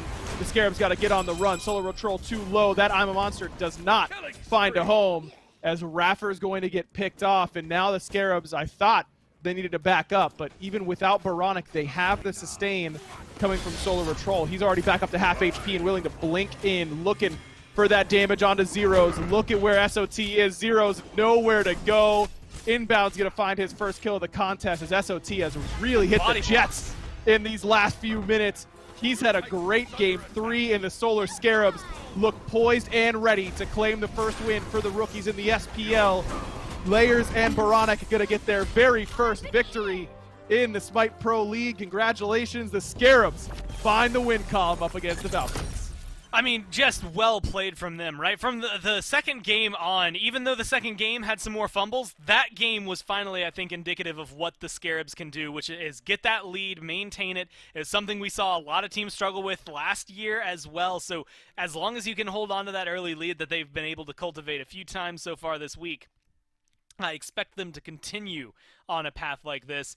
Really well done for them. I mean, if you're the Valkyries, you finally lift that trophy. We killed Boronic. We finally got to him. It just cost everything else that mattered there. Really good immunity at the end. Really good Aegis timing. The Scarabs just finally got things together, and it felt good to watch.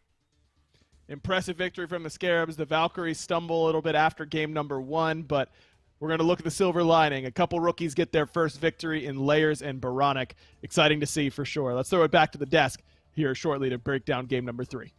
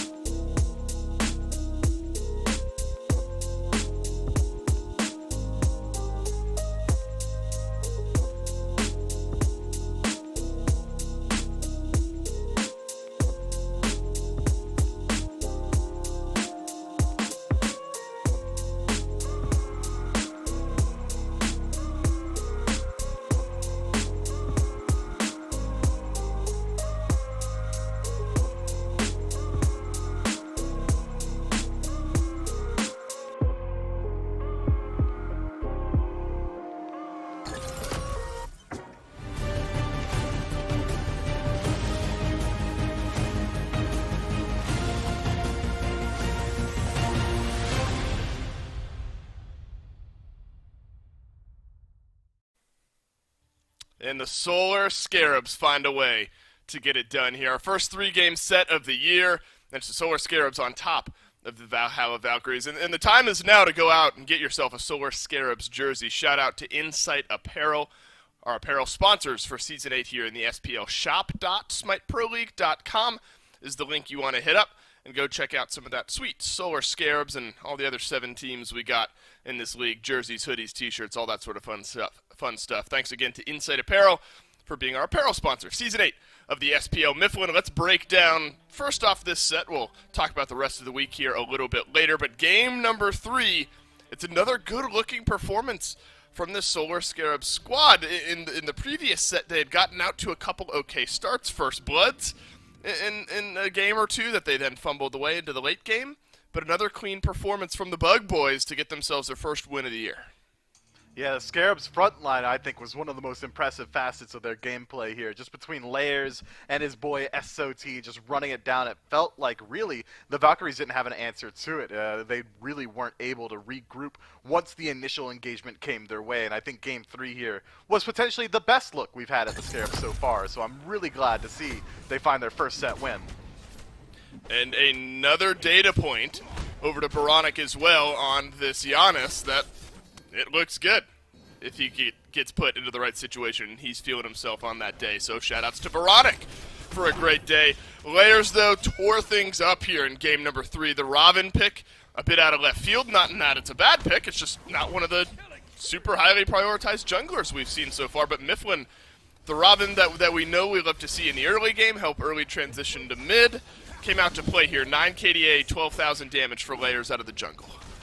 Yeah, that Robin pick's a callback to his console days. That's something he used to play all the time, much to my own personal chagrin, but still, making it work here at the SPL, incredibly impressive. And I think Zapman deserves a little bit of a shout-out as well. If memory serves, maybe only falls once or so this game. 6.0 KDA for the veteran ADC on the side of the Scarabs, and I'm sure he's absolutely ecstatic to having got his rookies a win in the first week. That's right, he's got to feel like a proud father, I think, watching the rest of the squad rally around him. Sorry, Miff. One off there, 306 tough for Zapman on the Heimdall. You didn't give him nearly enough credit there. He went undying, Zapman did, in game number 3. But so did Layer, so did SOT. The quiet, strong performance from Solo or Troll on this Guan Yu, I don't think can be understated. A high KDA there, a stalwart pick, and top damage in the game by about 5,000 damage. So while the flashy plays and the talking points about the newcomers to the SPL have been centered around Layers, Baronic, and then Inbound, of course, not a newcomer, but console boys with Layers and Baronic. SOT and Zapman, we figured they would have to be stalwarts, they would have to be veterans, and help this team work in and work out some of those issues. And SOT absolutely did that here, near 19,000 damage on the Guan Yu. In surprising priority there from the Valkyries, the Guan Yu was left over to SOT, kind of first pick there overall. What'd you think of the solo laner's performance today? I mean, not much to complain about, right? He was holding his own in the lane pretty well, and then once he was able to rotate out, he acted as that frontliner for his team, leading the charge more often than not. But Dave, you talked about all of his stats. I think you even brought up his structure damage for a second there, but you neglected to bring up that 6,000 healing, my guy. Come on, that is huge I didn't talk for about his team. structure damage. Dude, I remember you were like, oh, he did some structure damage or whatever, but Dave, come on. I did, Come on, you're he right. heals. Just moments ago, not even 10 seconds ago, I was harping on SOT's structure damage. Weird. Wild how spot on you are there, Mifflin. But it's not SOT that we're going to sit down and talk to. Instead, it's Ryan Aggro Bailey sitting down with Inbound for the post-game interview. Thank you very much, Dave. That's right. I've got young Bobby here with me for the post-game interview. Bobby, congratulations on the first win of the SPL season. Let's start with where a lot of the action was, which was in your lane early on. That lane was pretty volatile for a little bit there, but what was it like going up against one of the greatest duo lanes of all time in Raffer and Emilito? It's like weird to think about. Like, you just thinking back to last year, you just don't think it's gonna happen. Like, being able to play against these duo lanes that just have all this talent and like all that history behind them, like Barra and Jeff. You got Emil and Raffer, and then being able to play against it, even though it is a little bit later than their prime, but it's still a lot of fun, and it was a lot of fun to play that game and play against them. Yeah, I imagine, if you and Casey and Baronic are all talking back in the day and you go, yeah, man, we're going to be up against Emilito and Raffer one day, like it probably felt like a little bit of a dream come true, especially to end up winning today, right?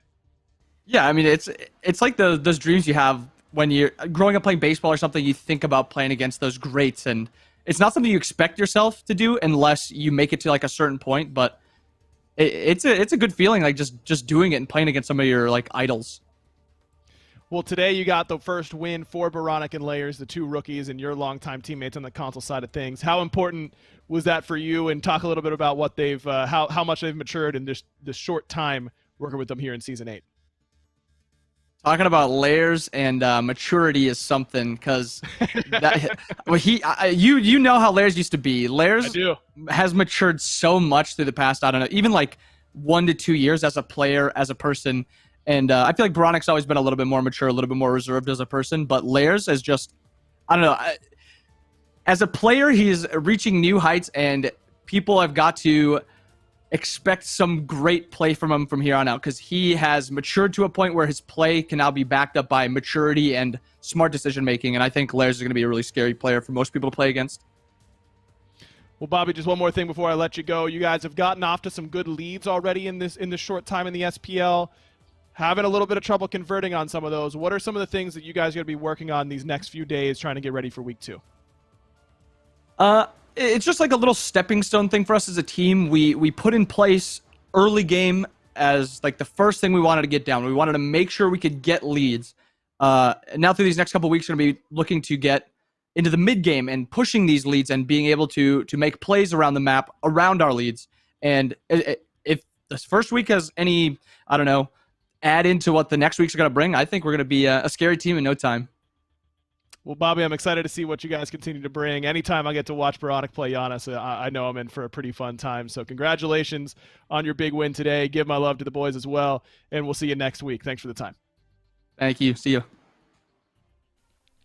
What a great positive energy Inbound always is. Love to see him and the rest of his team succeed here. Worth noting, after this set here, Layers 29 and 29. 20 kills, 9 deaths, 29 assists in the 5 games that he's played in the SPL. Looks pretty good for an SPL rookie. Mifflin's with me to round out this week in the SPL. Miff, the growth is, I think, what Inbound is expecting for the Scarabs team. I know we're expecting that here as well. Let's look back, though, at what we had in store this week. Tartarus Titans Camelot King started us off. Then we had all 2-0 sets up until the very last set of the week. Jade Dragons, I think, the big takeaway.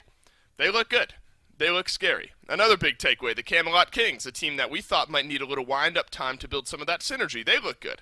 They look scary. That 2-0 against the Jade Dragons, a little bit sneaky. The second game of that set was quite close until the Dragons were able to take it in a base defense later on. Here are your updated standings after a few games of play. A couple teams have only played once. A couple teams have played twice. So lots of shifting still to be done. But Dragons, Leviathans, Kings round out your top 3. Bolts and Scarabs technically still tied for third place there with that 1 loss in the loss column. Leviathans will be, of course, in action there next week. Mifflin, let's see what we've got for next week, and then I'm going to pick your brain on a little bit of what you're looking forward to and what you look back for on this week. The Leviathans are going to start us off against the Tartarus Titans, and they will finish us off against the Camelot Kings later on. Warriors back in action a couple of times. Jade Dragons only got the 1 matchup against the Titans, dead center of the week there, and then the Bolts as well will play once against the Valhalla Valkyries, who play twice next week. And that all kicks off Friday, 1 p.m. Eastern Time. Week 2 of the SPL Season 8 starts then, so make sure to tune in. Mifflin, you're looking at this schedule, anything you're looking forward to in particular? Man, I'm pretty pumped for the Leviathans up against the Titans, especially considering the Titans look a little bit shakier than I would have expected from what I think is pretty easy to qualify as a super team between Aurora, Cyclone, Paul, Scary D, and Benji. So I think that's going to be a pretty good heat check for them. Maybe it was just a little bit of first week blues that held them back here. I think the Leviathans will certainly be a squad that they could test themselves up against. Outside of that, man, I mean, any singular time I get to watch the Scarabs play, you know I've made no qualms sharing that I kind of like watching the old box boys tackle it inside the SPL. So you loved the way that this final set ended here. The Solar Scarabs round out our week in the SPL with a 2-1 win over the Valhalla Valkyries, who will have a couple chances to bounce back next weekend. Mifflin, it was a fantastic first week. The SPL is finally back. SPL Season 8 is here. We've got a long, fun, exciting, competitive year ahead. But that's it for today. That's it for this week. On behalf of myself, Mifflin, all of the other casters, everyone back in production, thanks for watching. We'll see you on Friday. Peach it!